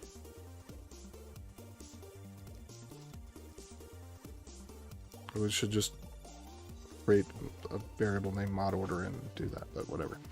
All right. So yeah, sign. So then what I'm going to do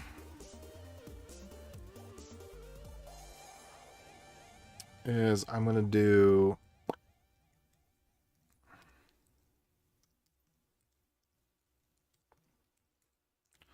let's do this. Message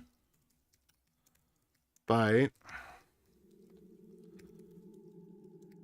Hello, world. And then signature should be priv key.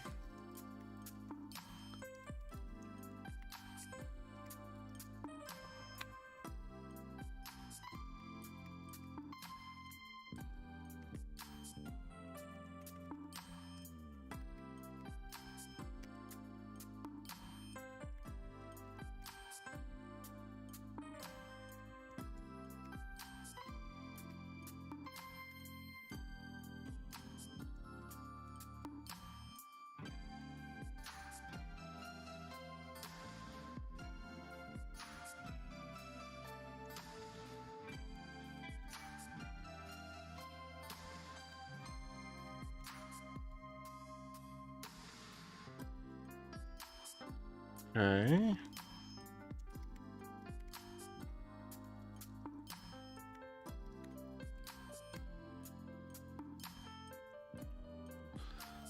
I think we're going to do Sigster. So we will do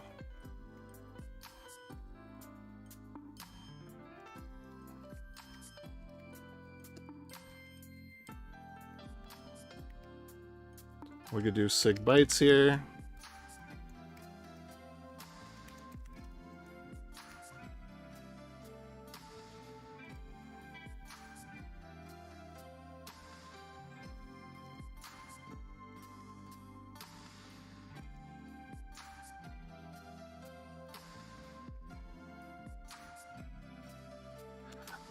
I don't know if this is supposed to be possible.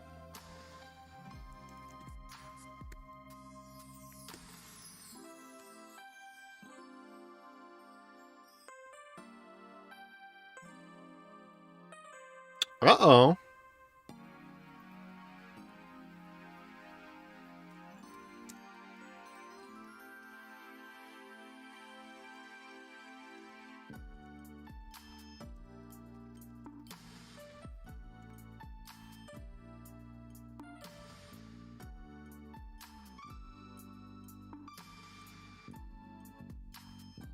That's not good.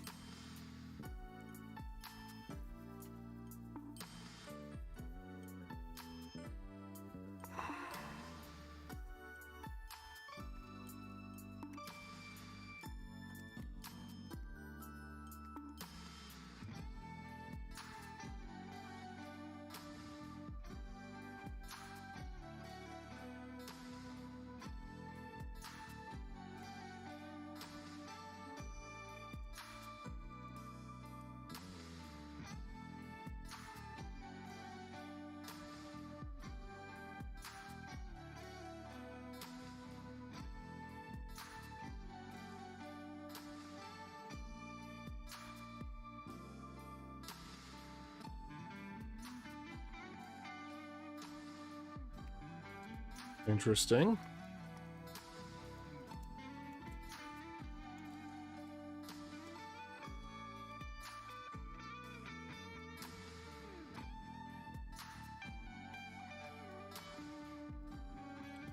Interesting.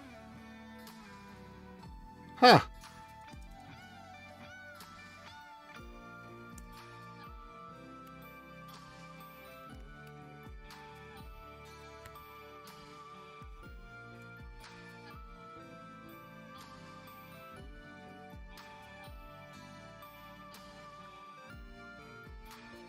That seems weird. User local include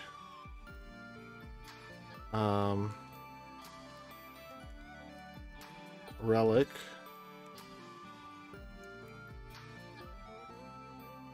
All right, let's try moving this file around a little bit. User local include, maybe into -BLS. Let's try that.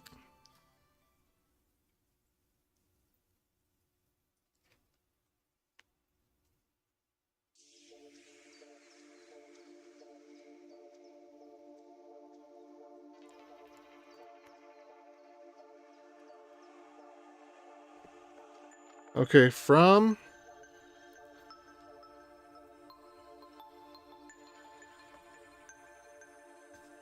it doesn't know.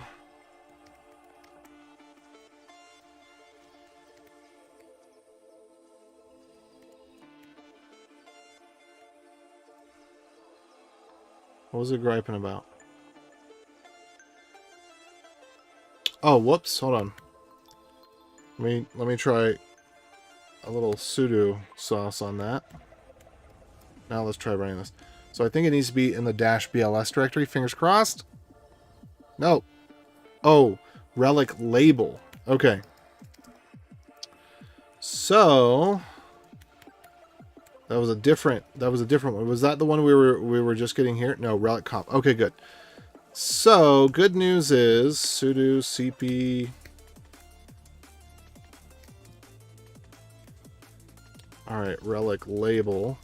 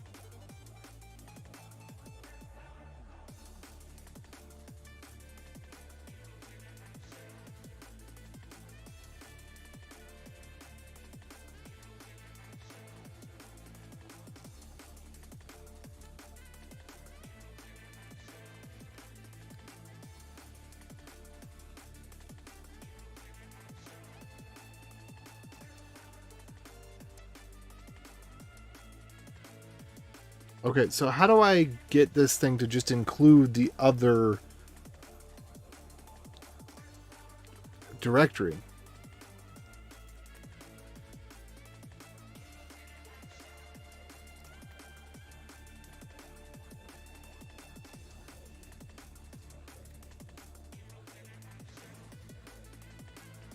Okay, if that one already existed.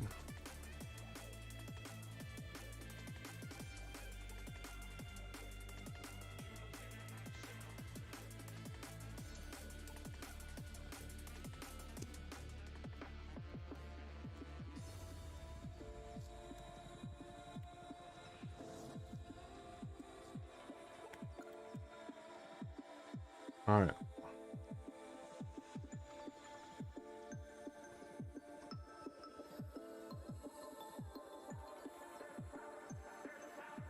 Fingers crossed again. Okay, so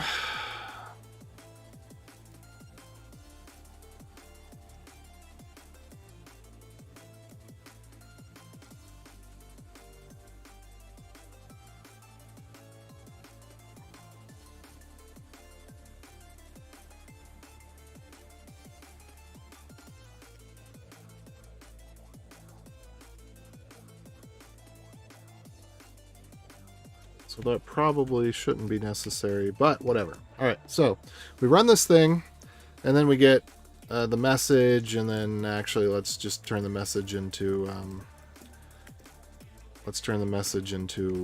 a string.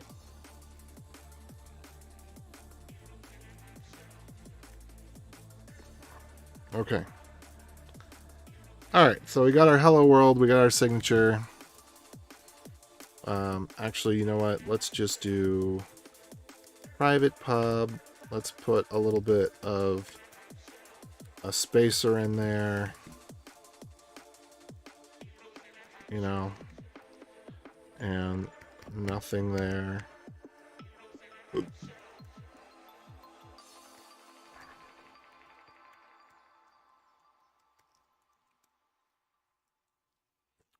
And then let's just do a verification and make sure that we can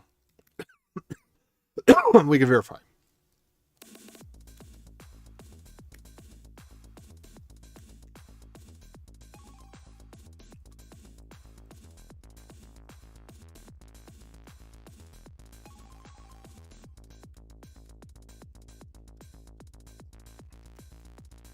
And we should be able to do this with a pub key.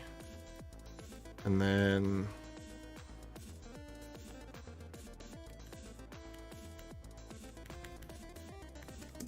let's see. Pub key. Verify what? Verify signature digest. Verify signature. Wait, sign. Was that sign? Are we signing the digest or signing the message? So do we have a signed digest as well? Signed digest. Okay. Yeah. All right, good. We can just do verify for now. That's fine. We'll do the digest later. All right, so we verify public key message signature. Got it.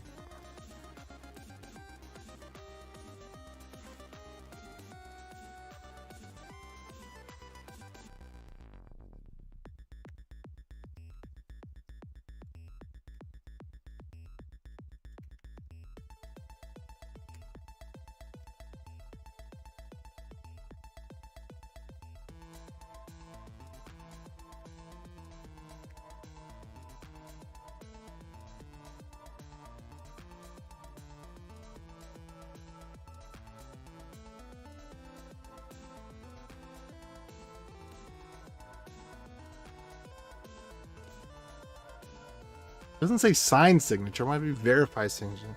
I mean, I guess, I don't know.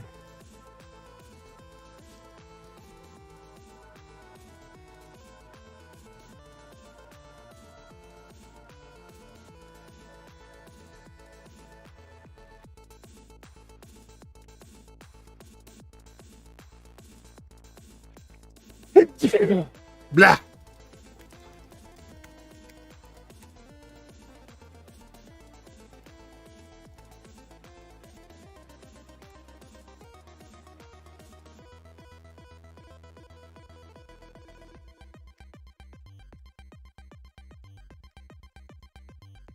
All right, so whoops.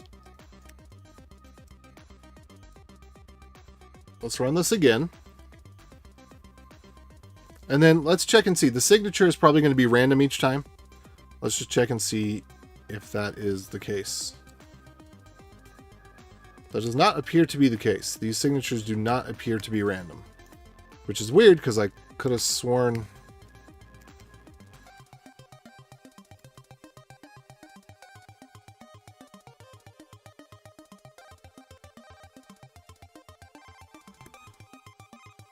Alright, well, I'm going to have to let that one go for now. I would like to know why the signature isn't random.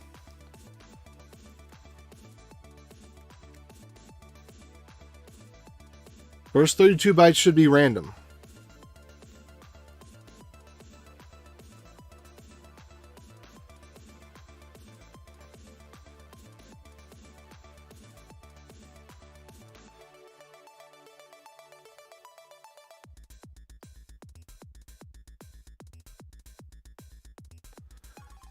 First 32 bytes should be random, but how so?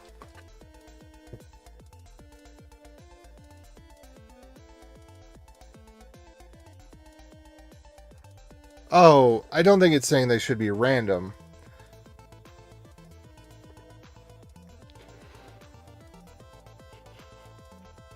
I think it's saying that it should be the signature. It should be the point on the curve. It's not random.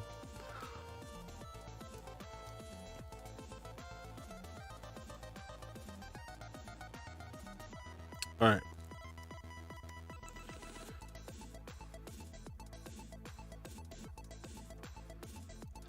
All right. Well, that gives us a point to go from. Okay, so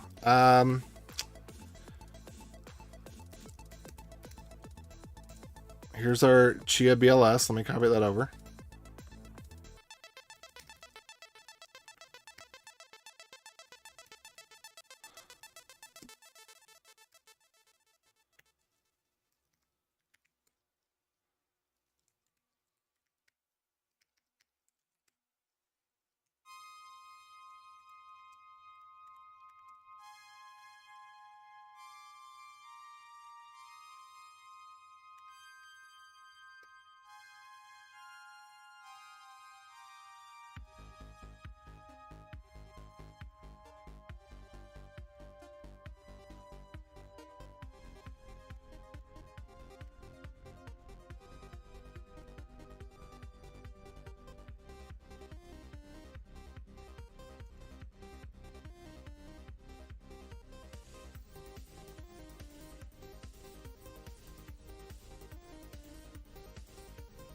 Was it Chia Go BLS?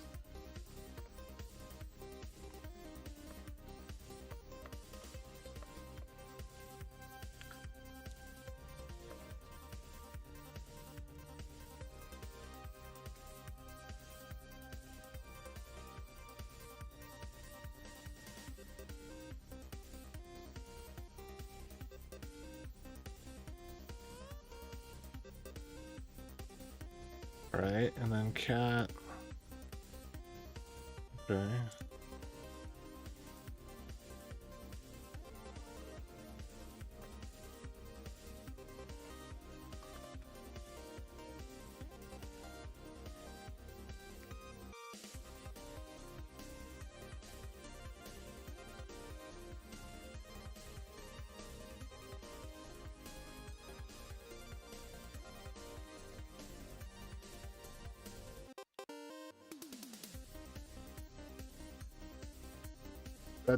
That's not right, but whatever.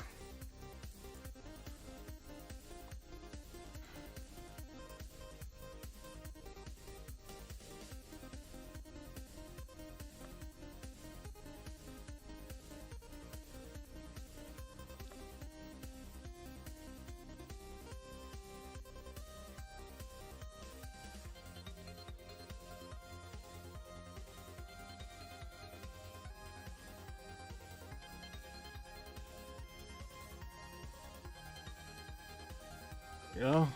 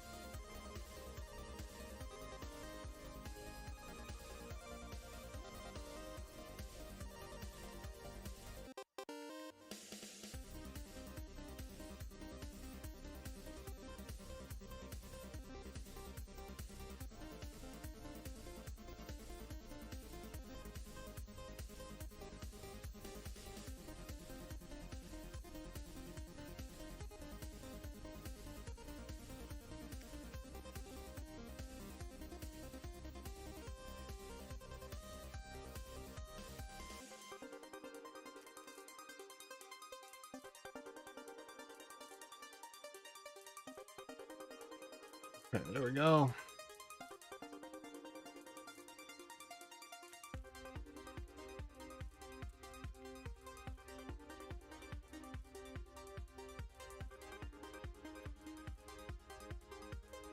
Okay.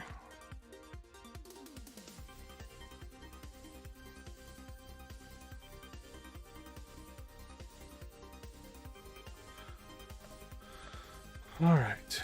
So I think I can just do get restore on all of these and run rough, get restore, get pull. And then go run, and then we get the thing. Okay, cool. All right, so that's actually good news. I prefer, well, either I prefer that the signatures always be the same, or that we have a way to reproduce the signatures by passing in a seed. So tomato, potato, this works out great. And I think I know what to do next to be able to get to be able to reproduce the signature with the other library. From what I can tell, it looks like it's no different. I mean, let me see if I can go back to that basic thing again. I think it's going to be exactly the same. I think the aggregate verify function is the one that's different. So if we look at this basic scheme, because it's null, so the default is to have the null string, which is not null, but it's a string that contains null as opposed to augmented or whatever. And so I think what we're going to end up with is it the only, I mean, let's just look at this real quick. I think this might be, I can read through. Okay. Ensures all messages are distinct, then invokes core aggregate verify. So that's it. And core aggregate verify is going to have the change in the domain separation tag. I think it was kind of a poor choice for them to standardize it this way with that information hidden way up there. Seems like that information should have just been here with the domain separation tag, whatever. Okay, message augmentation. Sign. This function recomputes the public key corresponding to the input secret key. Implementation may instead implement an interface that takes the public key as an input. So I don't know how that... The sign and verify functions are identical, okay, on the first one. This one, it recomputes the public key. Sign with the secret key and the message. Okay. Outputs signature in an octet string. Public key. And then recomputes the public key. Concatenated with the message. Okay. I think I get it. So the difference between the two is going to be that this one recomputes the public key. So it's guaranteed to compute the public key, and it encodes the public key in the message. And I get why that would be done. I can't remember off the top of my head, but essentially because we have this problem with the RIPE-MD, where you can take a hash of the public key, and then you can end up producing another private key that will have that same hash value. This would potentially prevent against a similar attack because you're including the whole public key as part of the message. So you have to have not, you can't have a, well, I guess you could have a different, you could have a different private key that outputs the same public key, but okay, I'm something along those lines. Okay, verify public key message signature.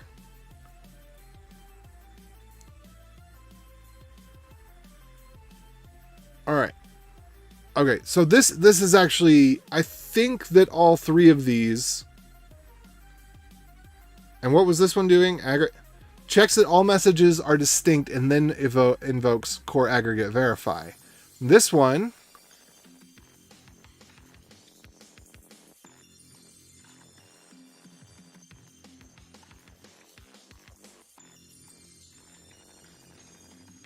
does not say that the messages must be distinct.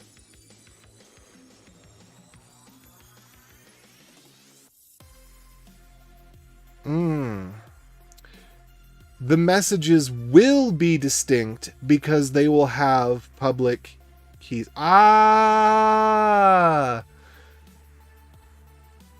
think I get it. I think I get it.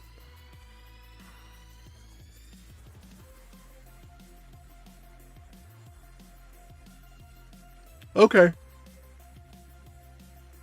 Yeah. So I think I know what I need to do to implement this. But with that said, it is time for me to go. Thanks for tuning in. Adios.